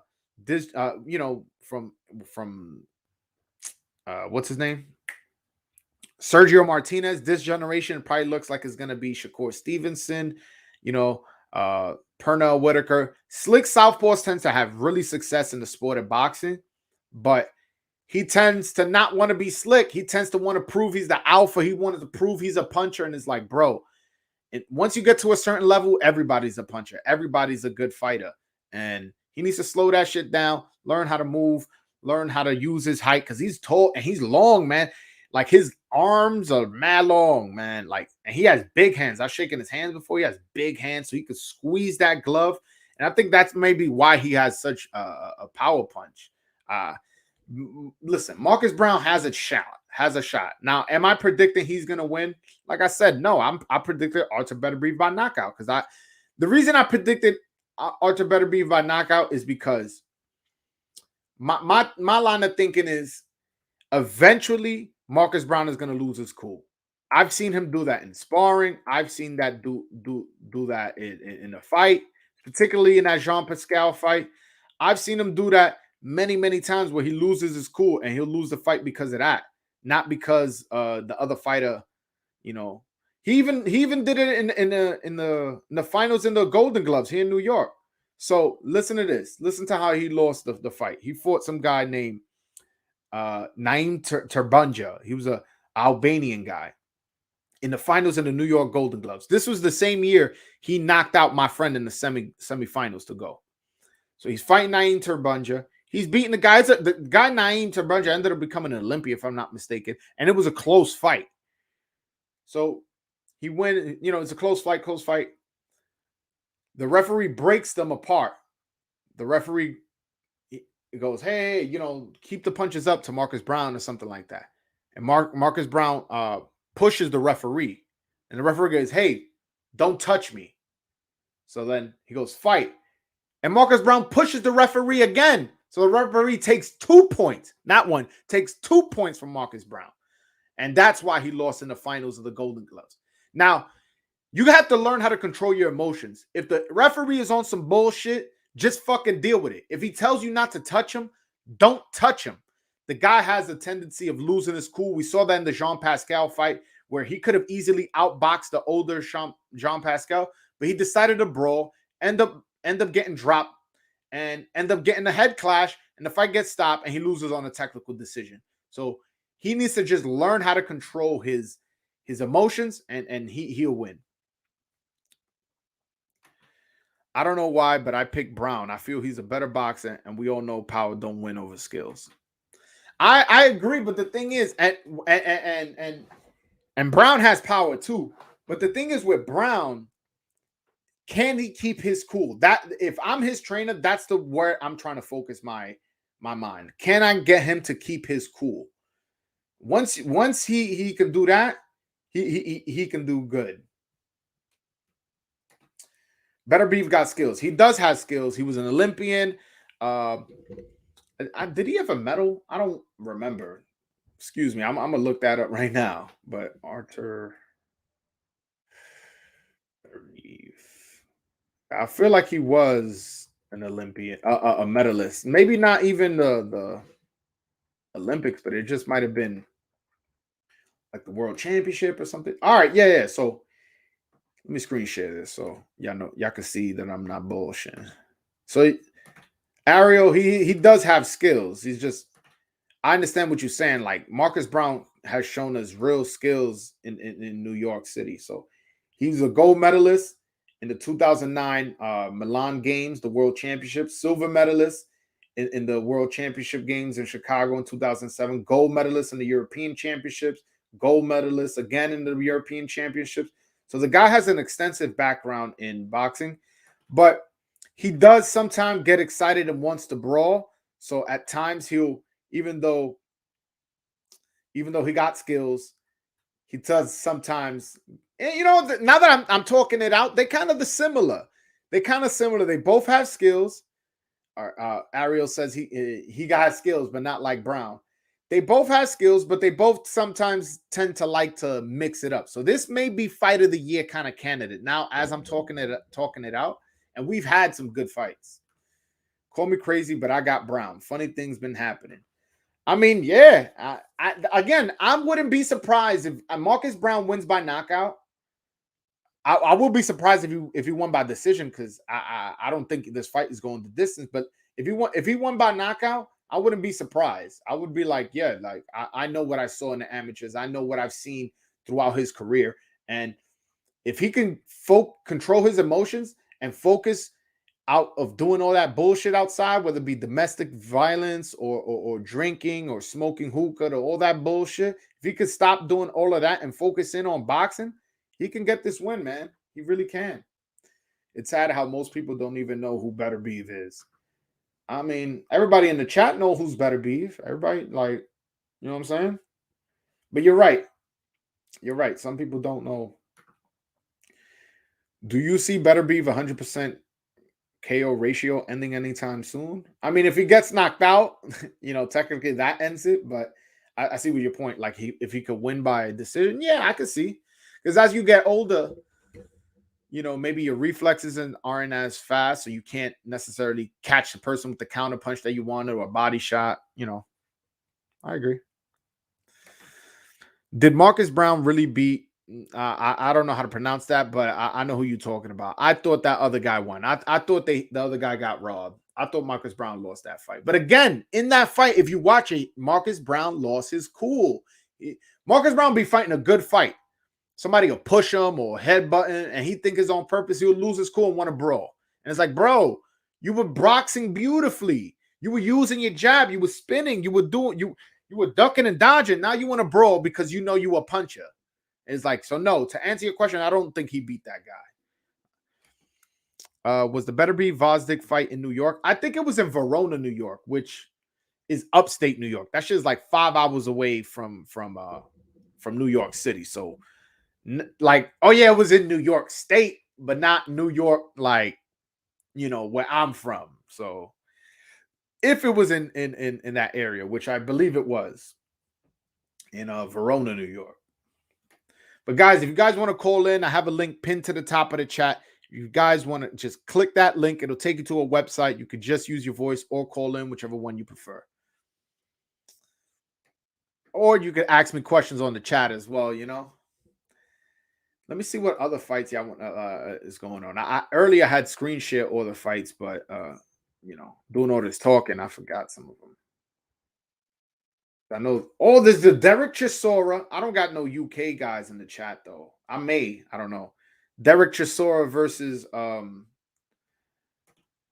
versus Joseph Parker, the rematch. Who y'all got there? Also, Richardson Hitchens. I don't know his opponent, but Richardson Hitchens from Brooklyn. Let me give my Brooklyn natives some love. He's fighting. Hold on. Let me. I got you. I'm talking shit without screen sharing. Y'all know what I'm talking about. Yeah, man. Yo, this guy, David Morrell. David Morrell is fighting Altanez Fox. That's a good fight. David Morrell is 5-0. I want to say he has 5 knockouts. And he's fighting Altanez Fox. He's a really tall super middleweight. I believe this guy's like 6'5". He's like really, really tall guy. That's a good fight for him. Dave Morrell, 5-0. He's a Cuban guy. Went to this Cuban school of boxing. Fights out of Minnesota. And man, he is going to be a world champion. He's gonna be somebody in the super middleweight division. Now he's not fucking with Canelo just yet. But he can crack. He has good defense, and he has very, very high boxing IQ and a deep, extensive boxing background. So I'm looking forward to that fight on Fox. Let me see. The Sulo Ramirez fight. He's fighting some doesn't move me. Damn, man. Yo, the fucking Triple G fight got postponed because Japan is not letting in foreigners. That shit pissed me off, man. I really, really wanted to see that fight. And then Joe Smith against Callum Johnson. That's a solid fight. Oh, Gary Russell is coming back January 22nd. Woo! Anybody want to talk about Gary Russell, man? Let me know, please. Let me know. Because Gary Russell Jr. is that dude, man. I'm a big fan of Gary Russell Jr., but unfortunately, he doesn't fight as often as he should. Some of it is because he's not a popular fighter, but most of it is because people are ducking. That dude is nasty, man. I know that dude can fight. I know he can fight. Yeah, he has a belt. He has a WBA regular. I don't fucking count that shit. If you're not a WBA super. And again, even a WBA super, I'm funny on. WBA regular, you're not a champion to me, bro. Sorry, you're just not. Oh, my man got Parker. I think I got Parker too. Let me see. Chisora got robbed, but I see Parker winning the rematch legit this time. I don't think he got robbed. It was a close fight though. It was a close fight. Not saying Beterbiev is a bad boxer. All I'm saying is he's like Tio and Wilder. They relied on their power and forget about their skills. I mean, Tio definitely did that in his last fight, so I'm not even going to argue that. But Tio, for the most part, doesn't fight like how he fought in his last fight. And Wilder, yeah, he just relied on his power. And Beterbiev, he has skills, but the thing is, I think in his nature, he's a fighter. He's a, he's a warrior, and he likes to like, all right, let's mix it up. So I think that's why he sometimes gets into these fun fights. Like, look, you remember the fight against Vostok? That was an entertaining fight. That was a real entertaining fight. How was the crowd in the Loma Kome fight? Was it sold out? Nah, it wasn't sold out. So what the Madison Square Garden did is they only sold 100 level and floor seats. So they didn't sell the top tier. It was about the Madison Square Garden holds about 20,000 people, and there was about 9,000 people there. I want to say roughly 9,000 people. Yeah. Let's see. That Zurdo is important, bro. That's for the mandatory for Bravo. Watch that one. I'm watching all of them, but the thing is, that fight doesn't do nothing for me, man. Yo, Unieski Gonzalez, no disrespect, but like, is anybody here even considering an upset? You understand what I'm saying? I'm gonna watch it. Listen, I'm a boxing YouTuber. Of course, I'm gonna watch it, but I like, that's not a fight that I'm willing to stop talking about. See. Gary Russell was one of my favorites. Now, that's an important fighter, man. He's a special talent, And unfortunately, he doesn't fight often enough. So when he does fight, it's a big deal for us boxing hardcores. You know what I'm saying? Ooh, now you're talking my language. I want Gary versus Navarrete. Yo, bro, that's a fucking fight. That's a fight. Teofimo has skills. Yeah, hell yeah, he has skills. I just didn't like how he fought in his last fight. But hold on. I got to get back to this.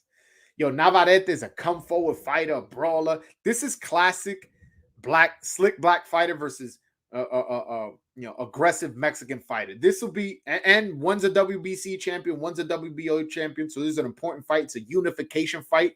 Where are the rankings? Would that be 1 versus 2? Hold on. I gotta see. Let me see. Would that be 1 versus 2? Because if it is, that would make me super excited. You know what? Gary Russell's been so inactive. He might not be in the rankings. Yeah, he's not in the rankings. But let me show y'all something, though. Let me show y'all anyways. That's a fight I'll be very interested in, man. Those little guys, they know how to fight, bro. They really, really know how to fight. I'll pick Gary in that fight, too. So, yeah, Navarrete is number 1 on the Ring Magazine, the Bible of boxing, number 1. And unfortunately, he's not.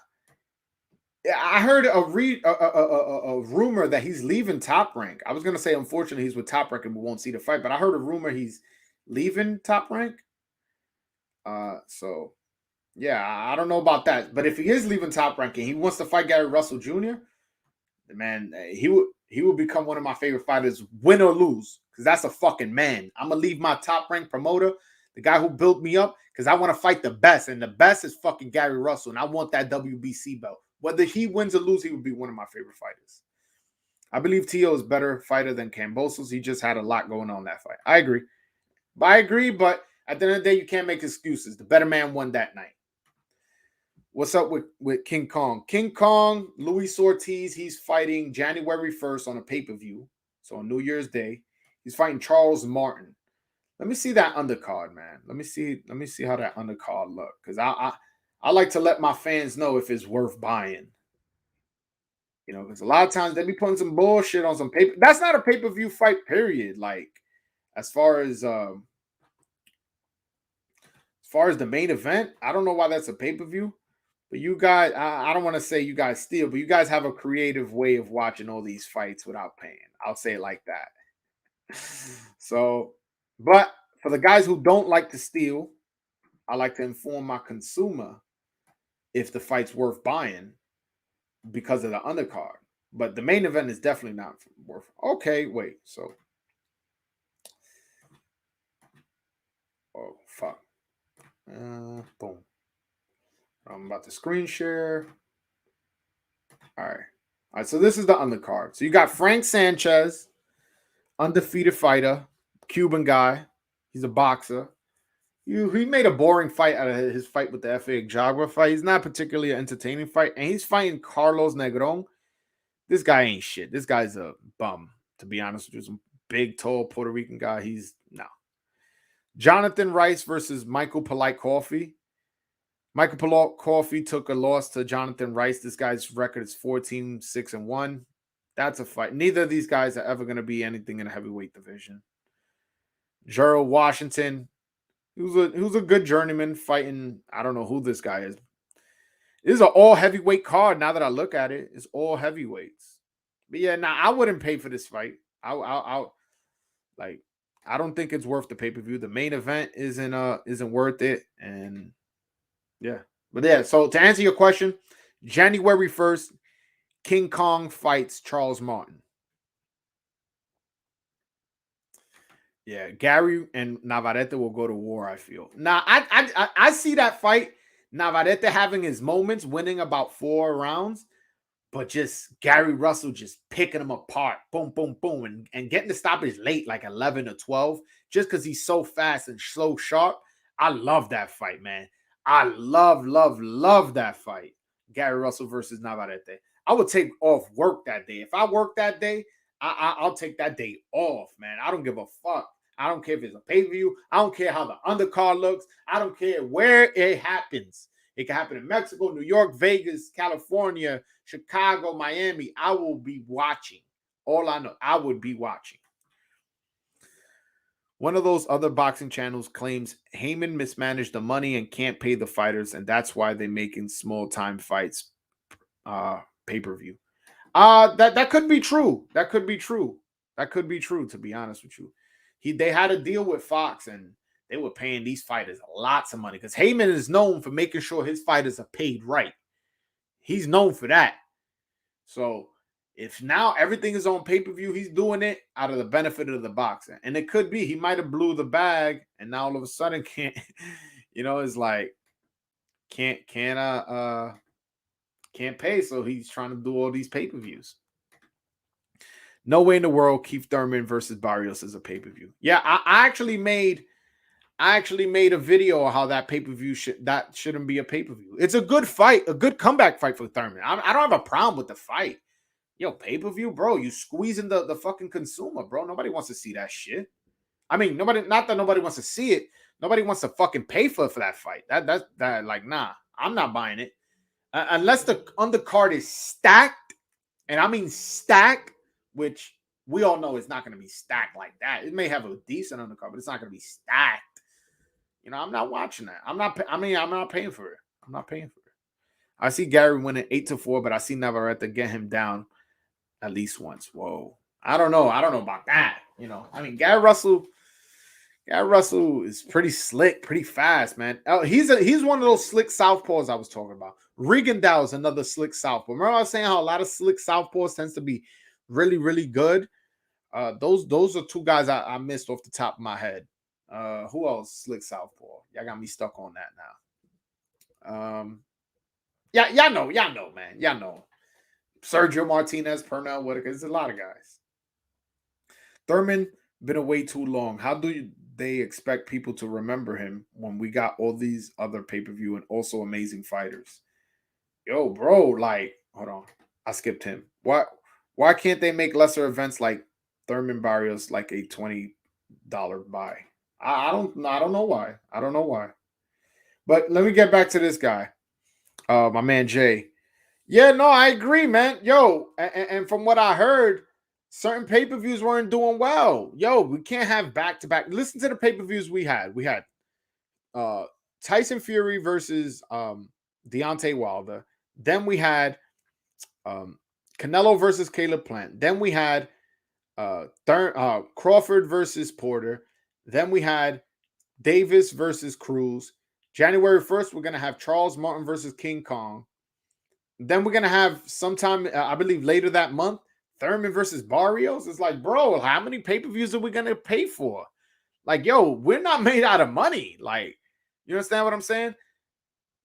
Like, and then they want to get mad. Oh, why y'all stealing these pay-per-views? Bro, like, I understand. Like, you want to give me Mayweather Pacquiao, you want to give me Canelo versus Charlo, you want to give me Wilder versus Joshua on pay-per-view. I'm not gonna get mad at that. But Thurman versus Barrios? Come on, man.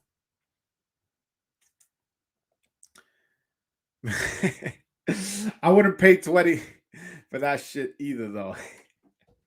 Nah, man, it's definitely not worth money, man. I wouldn't pay for it. I'm being honest. I wouldn't pay for it. I would not pay for a pay-per-view that Barrios versus Thurman. Fuck out of here. Tank Davis versus Isaac Cruz was not worth pay-per-view. I agree. I mean, at least we got a decent undercard. We had Mariagas versus Ramirez, which was one-sided, but it was a war. We had Dervinchenko versus Adames. It was a slight upset, and it was an entertaining fight while it happened. And then on top of that, we had what else? What other fight we had? Oh, Fundora versus Sergio Garcia, which on paper was supposed to be a good fight. Two undefeated fighters. Fundora is known for being an offensive fighter, and but unfortunately, Fundora came with a different kind of game plan, and he switched his fighting style, and he didn't perform the way we used to seeing him fight. But he did lose. I mean he won, but I thought he lost. But the undercard was right. The undercard was okay, but I agree. Tank versus Cruz should not have been on a pay-per-view. Should not have been on a pay-per-view. How many pay-per-view sales would Tank versus Loma do? Wow. I mean, I think it does 400,000 because Tank is such a star, and now he's fighting somebody legitimate. And you guys got to remember, Lomachenko fought on HBO back when HBO was the number one boxing, go-to place. And if I'm not mistaken, he fought on the Manny Pacquiao and Floyd Mayweather undercard. So he has a lot of exposure. Then he fought on ESPN for free. Bunch of times. That's mad exposure. So although he may not be a pay-per-view star, he's definitely a recognizable name to the casual boxing fan. And him fighting a superstar like Tank will create enough buzz amongst us YouTubers, amongst the journalists, and amongst the casual fan themselves that I think it sells 400,000. Maybe I could get crazy and it does 450. Who knows? But I don't know. I think that sells a lot. I think that sells a good fight. And it's a good fight, man. It's a good fight stylistically. Tank is trying to be more of a boxer, super fast hands. I think he has faster hands than Lomachenko. Definitely a more power puncher. But then, Lomachenko has very slick defense, uses angles, has a ton of experience both in the amateurs and in the professionals. I would love that fight, man. And also, right now, they're at the age where the age difference is not too bad. Tank is 27. I believe Loma's 33. That's only a 6-year age difference. Let's say in 3 years when Tank is 30, then Loma will be 36, and the fight won't have the amount of buzz it should. You know what I'm saying? They should make that fight next, man. I really like for the fan. If they want to do something for the fans, that's the fight that should happen next. Was MSG a sellout for Loma Comey? I don't, bro. I answered that already. It wasn't. It was about 9,000 people in there. The MSG holds about 20,000. So, yeah. I say 9,000 off like my eyes, like not off of what I can, research. And the reason I say 9,000 is because Teofimo sold out theater Madison Square Garden, which holds 5,600. And then, so I was there at the Teofimo fight. And then 2 weeks later, I went to the Lomachenko fight. I saw that and I was like, it's about 9,000 here. It's about much amount of people more. But honestly, I felt like Teofimo could have sold about that much had they gave him the big room. But, I think Eddie Hearn just underrated how popular Teofimo was in New York. He's from England, man. We can't rely on him too much. Oh, my man asking on Instagram, by the way. I'm on live on Instagram about Montana Love. Yeah, I loved what I saw from Montana Love. He fought very, very good. He places punches well. He uses jab. And the only thing is he didn't make weight. And I heard that he's from Cleveland. And I heard Sean Porter say how he's done this in the amateurs. So I don't know if he has a weight problem or he's not disciplined enough. But he needs to get that right. Before anything, he needs to get that right, man. But from what I saw from him skill-wise and athletic-wise, Kid can fight, man. That kid got a future. Katie Taylor versus Amanda Serrano. Can't wait. Woo-wee! For the undisputed. Again, I know Amanda Serrano since she was like 14, 15, man. I know her personally. She knows I think we're both about the same age. So we've been crossing paths since we were both 15, 16 years old. So for me to see her go from, Golden Gloves to going pro to becoming a world champion to now becoming undisputed, that shit would be crazy to me, man. Crazy, crazy, man. And she's such a sweetheart. She's such a good person, Amanda Serrano. She deserves it. So, and she from Brooklyn. I'm got to go with the home team. Y'all see who I got behind me? I got Mike Tyson behind me. I always go with the home team, Brooklyn, baby. We always producing boxes, man. T.O., Mike Tyson, Riddick Bowe, Zab Judah, Amanda Serrano, Mustafa Muhammad, Mark Breland. These are all Brooklyn. Floyd Patterson. That's just Brooklyn. I'm not even talking about New York. Just my borough. Those are all people from Brooklyn right there I just mentioned. Like, Brooklyn ring bells in this boxing shit. Andre Rozier from Brooklyn, Saddam Ali, Daniel Jacobs from Brooklyn. Like, BK all day, man. I'm proud of my borough. When it comes to the boxing game, man, we well represented. Edgar Berlanga from Brooklyn. We got motherfuckers coming up that is from Brooklyn. You know what I'm saying? Don't get me started on this Brooklyn shit. My bad. I went off on a tangent. Yo, if you guys want to call in, click the link at the top of the chat. It'll take you to a website. You can just use your voice if you'd like, or you can use your FaceTime, whichever one you prefer. It's cool with me. I'm only on here for like another 20 minutes. So if you guys being shy, like I don't know if he's going to fucking scream on me. I probably am. If you have that mentality, I probably am going to scream on you. So call in and, don't worry about it. Just tell me, yo, go easy on me. And I might, You consider Amanda a friend? Nah, not a friend. I mean, she's definitely cool. Like when I say not a friend, meaning like I don't have a phone number. Like I can't just pop up at her house. She can't just pop up at my house. So we don't have that kind of relationship. But we have the relationship because my father used to do business with her trainer / brother-in-law. Like they used to fights in the Dominican Republic or fights in Puerto Rico. Because my father is in the boxing business somewhat. And they do business like that. And so he would be like, oh, when I'm rolling with my dad, he would be like, yo, you want to come to the gym? He would take me to the gym. And he would be there training Amanda. And he was like, I remember being 15 and seeing a 15-year-old Amanda working out. And them telling me like, yo, she's going to be a future world champ. And she used to train with her sister's actually also a professional fighter. And her sister used to beat her up bad, man, was not going easy on her, going hard and knocking her down, beating her up in the gym. And then every time I would go visit, me and my dad would go visit the gym because he had to talk business with her trainer. They would, I would see her training. I would see her progressing. I'd be like, oh, I heard you won the Golden Gloves. Oh man, you won your first world. You're going pro. You're going pro. Great. And we would have a little quick 2-3 minute conversation. Boom, boom, boom. And then it went on from there. And then now she's 8 division world champion, 7 division world champion, something crazy like that. I'm like, man, like I saw the beginning of this. This is something special. So no, I wouldn't consider her a friend, but I consider her like an associate, like same way she wouldn't consider me a friend, but I'm definitely not a stranger to her, and she's not a stranger to me. Wanted to point out your golden era assessment in the 4-belt era. The last 4 undisputed fighters earned their titles in the last 4 years, and we got more to come. Yes. Oh, that's great. Yo, Jay, you my nigga, man. Shout out to you, brother.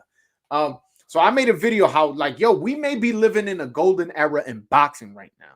Like we're not appreciating the level amount of talent that we have and the type of fights we're getting. At the lower weight division, we got Nonito Donaire. He's a future Hall of Famer. Neo Inouye. He's on the path to a Hall of Fame career. Stephen Fulton showing beautiful skills. I believe he's 20-0 and like 9 of his fights are with undefeated fighters. Who else? We got Navarrete, Shakur Stevenson, Oscar Valdez. We got Teofimo. Who else? Javante Tank Davis, Ryan Garcia, Lomachenko, Devin Haney, Josh Taylor, Errol Spence, Boots Ennis, Terrence Crawford, Jamel Charlo. Like Canelo, Usyk, Joshua. Man, we may be living in the boxing golden era, because when you're living in the golden era, you don't realize until 20 years later. When it wasn't until the 2000, 2002, 2003 where they started calling the 80s a golden era. Yes, the 80s were great, but man, we got some great fighters right now making some great fights. Yo, Usyk was gold medal, undisputed at at cruiserweight. Every belt he got was in the other man's home country. Then moves up to heavyweight and beats Anthony Joshua for 3 out of the 4 belts in his country. We're living in the golden era. This is a special time to be a boxing fan, bro. Yes, is it perfect? We don't always get the fights we want. I know. Believe me. You could call in. Click the link at the top of the chat if you want to express and your grief towards it. But you can't deny the type of talent we have. And we are getting good fights. Look, Teofimo was undisputed. Josh Taylor was undisputed.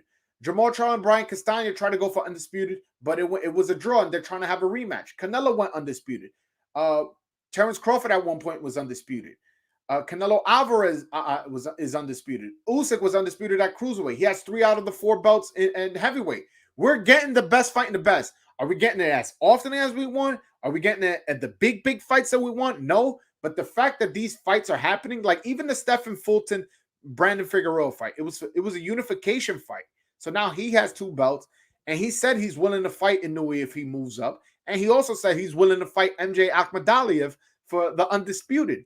So we are going to get a lot of good fights. And I think we're living in a golden era.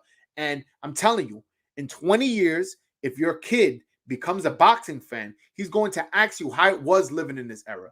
Now, some people are not noticing that they're living in this era.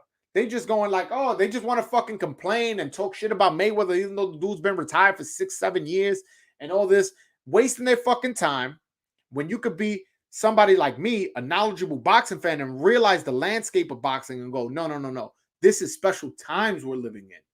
Special times. If the welterweights and the lightweights fight each other, then this will be the golden era. I understand what you're saying. That's a good point. That's a good point. They need to fight each other. They do. Man, if Usyk were to be undisputed heavyweight champion, where would you rank Usyk all time? I mean, I don't like ranking people all time while their career is active. I like doing it when they retire. Once they retire, that's when I'll be like, all right, this is who I think is the champion. This, you know what I'm saying? Like I think he's ranked number 8, number 9, 20, 50, whatever. Let motherfuckers retire first.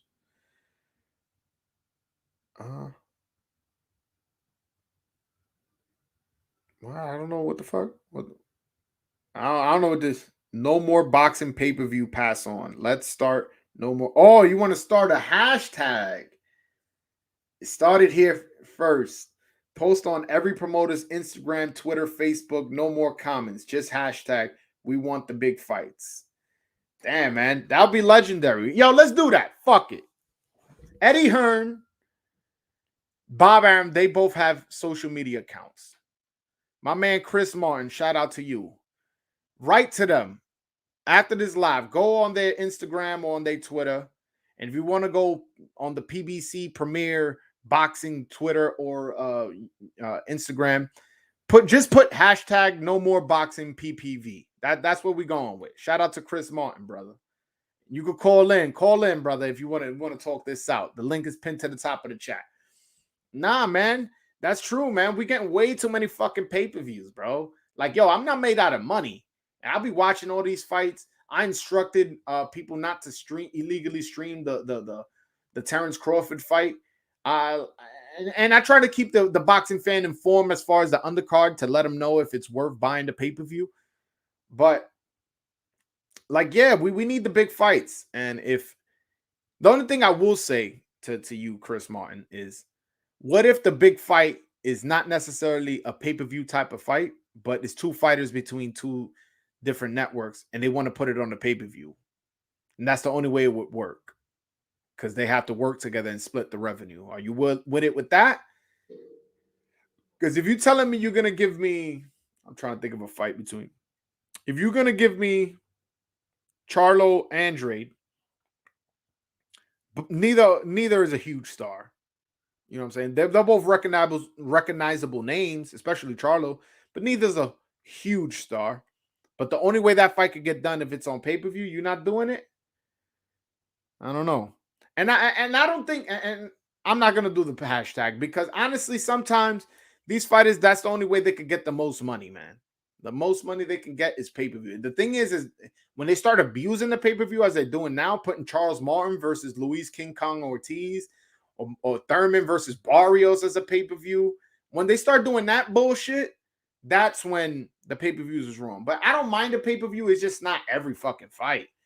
Look, Canelo, Caleb Plant, I ain't mind paying for that.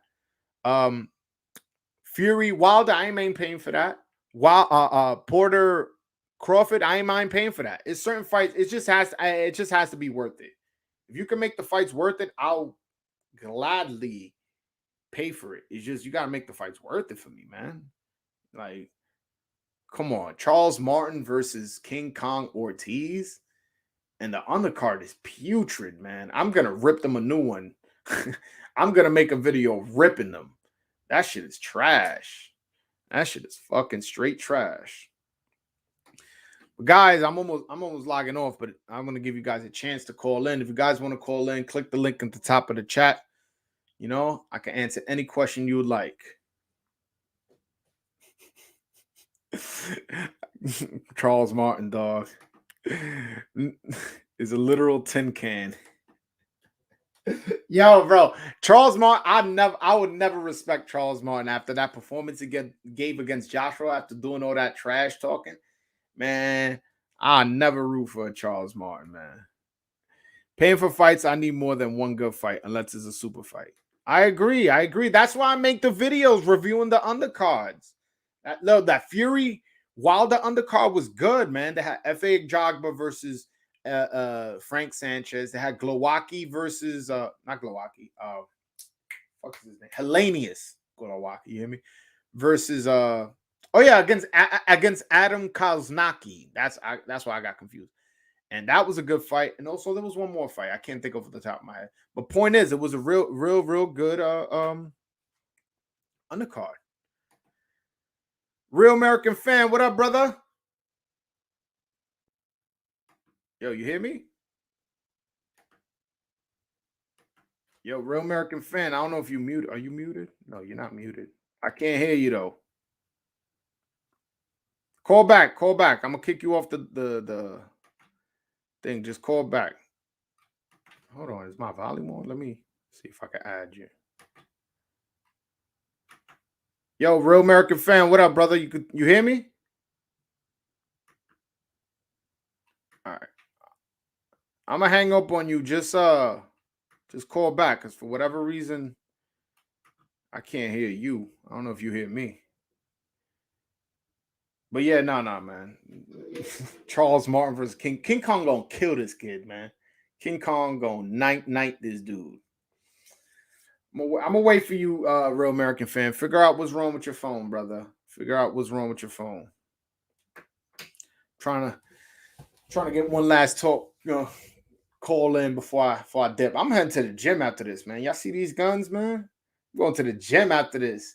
Yeah, man. It's about to be 9 o'clock. I'll be in the gym lifting iron, moving weight. Iron don't move me. I move iron, man. You know what I'm saying? Y'all see the Wasn't Martin a champ? Yeah, he was an IBF champ. You see what I'm saying with the IBF bullshit ass rankings? How the fuck does Charles Martin become a champion? Yo, and then Anthony Joshua slept that dude. It was like he was fighting me. Like, you might as well have put me in against Joshua. And I probably could have done better. Give me 7 months of training. I probably could have done better than Charles Martin.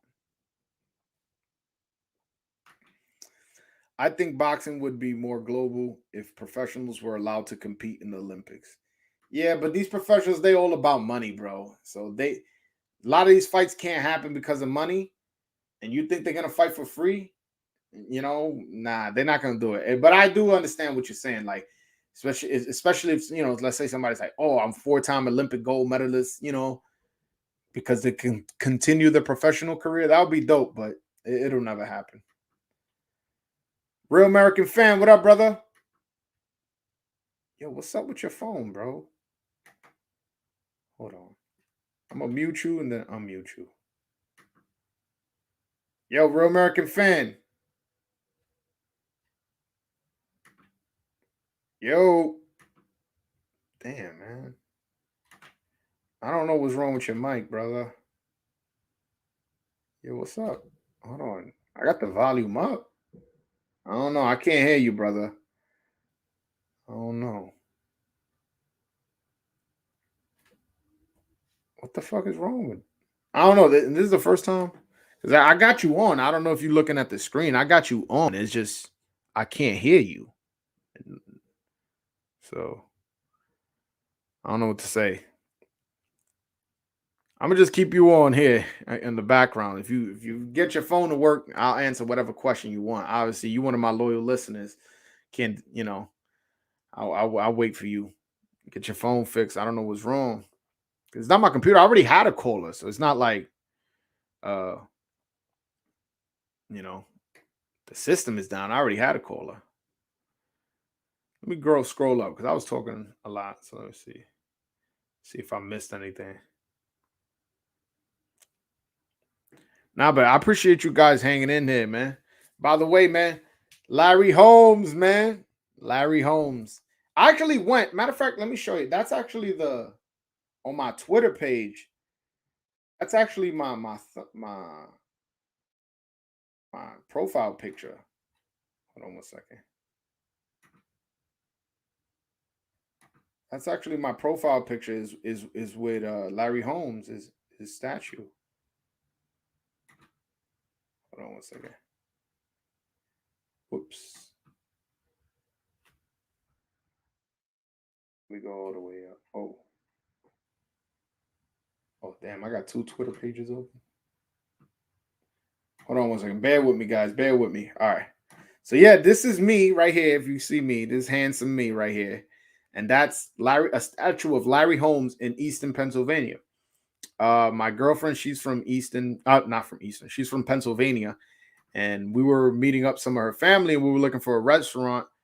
And it was in Easton. So we went to Easton and happened that the restaurant was like a few blocks from the statue. And obviously I'm a boxing YouTuber. So I took that picture with him. And now it's my profile picture. Real American Fan, what up, brother? Oh, I can't hear you, man. What the fuck is going on? It's some bullshit. I don't know. I don't know why I can't hear you, son. I really don't. Yo, bro. I don't know. Yeah, they're hearing me though. They talking about Larry Holmes because that's what I'm talking about. So I don't understand why I can't hear you. All right, there you go. I see you muted yourself. So now I can't hear you because you muted yourself. All right, now you unmuted. Yo, bro, you hear me? I don't know, man. Yo, are you muted on your phone? Like, I don't know. Like, is this something on your phone that's wrong? Are you using headphones? I don't know. I'm trying to get creative. Anyways, while you figure that out, I'm gonna keep you in the background. The first professional fight you've been to. It's funny, right? So I started getting into boxing around 2008, 2009. That's when I started getting into boxing. And so what happened, I was working at Hard Rock Cafe and I saved up my money. I was working at Yankee Stadium, the Hard Rock Cafe in Yankee Stadium. I saved up my money and I went to since I worked there, I went to the first Yankee game, the first this, the first that. I've been there, and in the new Yankee Stadium, I was there at the first everything. And I heard Cotto was fighting Yuri Foreman. So I saved up my little coins, and bought a ringside seat to Miguel Cotto versus Yuri Foreman. Can you believe that? In Yankee Stadium, because I wanted to say I was there for the first Yankee Stadium fight. And I was there. Yeah, I remember I went dressed real nice. I met Freddie Roach. I met Celestino Caballero. I met Andre Berto. I saw Manny Pacquiao because again, I had ringside seats, so it was a lot of like important people around and stuff like that. Yeah, and I was right, literally, my seat was here, and pretty much where this wall is was a fence, and that's where the walkers would walk in and out of. So at that phone, I had a bullshit ass phone, so I have a mad videos wherever that phone is of like all those fighters. I actually interviewed Celestino Caballero and put it up on my YouTube page that I had at that time. I want to see if I can find that page video and put it on my my YouTube channel. Real American Fan is like the 135 pounders saying a whole lot of nothing. You bad, Insum J. You bad, bro. I don't know, man. I actually really like Real American Fan. He likes to call in. We have a good back and forth, but for whatever reason, his phone don't work. That's the only reason. I'm about to be late for the gym. I actually waiting on him to fix his shit up. I don't know what's up, but nah. My first fight was Sean Bay Mitchell versus Kostya Tszyu. Oh wow.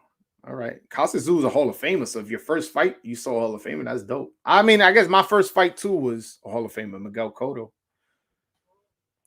Yo, what is it with Edwin Valero and you guys, man? Edwin Valero's best win is Antonio DeMarco. Like, I don't, he might have been special, but nah. That's the link to your vid. No, yeah. I don't know. Let me do this again. Hold on.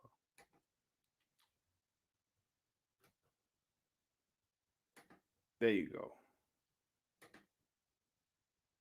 Try that link. Cause I gotta go, man. And I don't want to, if somebody want to call in, I don't want to be that guy. Like somebody wanted to call in and I fucking dipped on them. So try that. I'm gonna pin this new one then. Cause I'm pretty sure that's the one, man. Try that one. All right, I just pinned it because that's all right. Real American Fan is calling again. Let's see if we worked it out. Real American Fan, what's up, my brother? Fucking bullshit, man.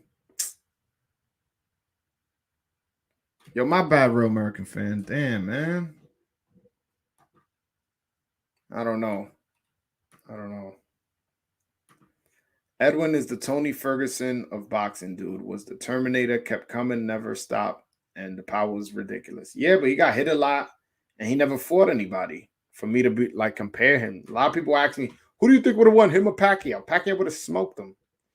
Yes, the power was legit, though. The power was legit. But all right, man. It looks like Real American Fan can't get his mic together for whatever reason. I don't know if it's his phone or if it's on my end, but I don't know what to do. But all right, guys, thank you so much for hanging in there. If you guys haven't already, even if you're just watching this, just hit that like button before you go. It just helps me out with the algorithm. I'm not asking you for any money. Hit the subscribe button if you haven't already. Again, that's also free. I'm not asking for no money. Just help me out with the algorithm. Just hit the like button and go about your day. But all right, guys, till next time, peace.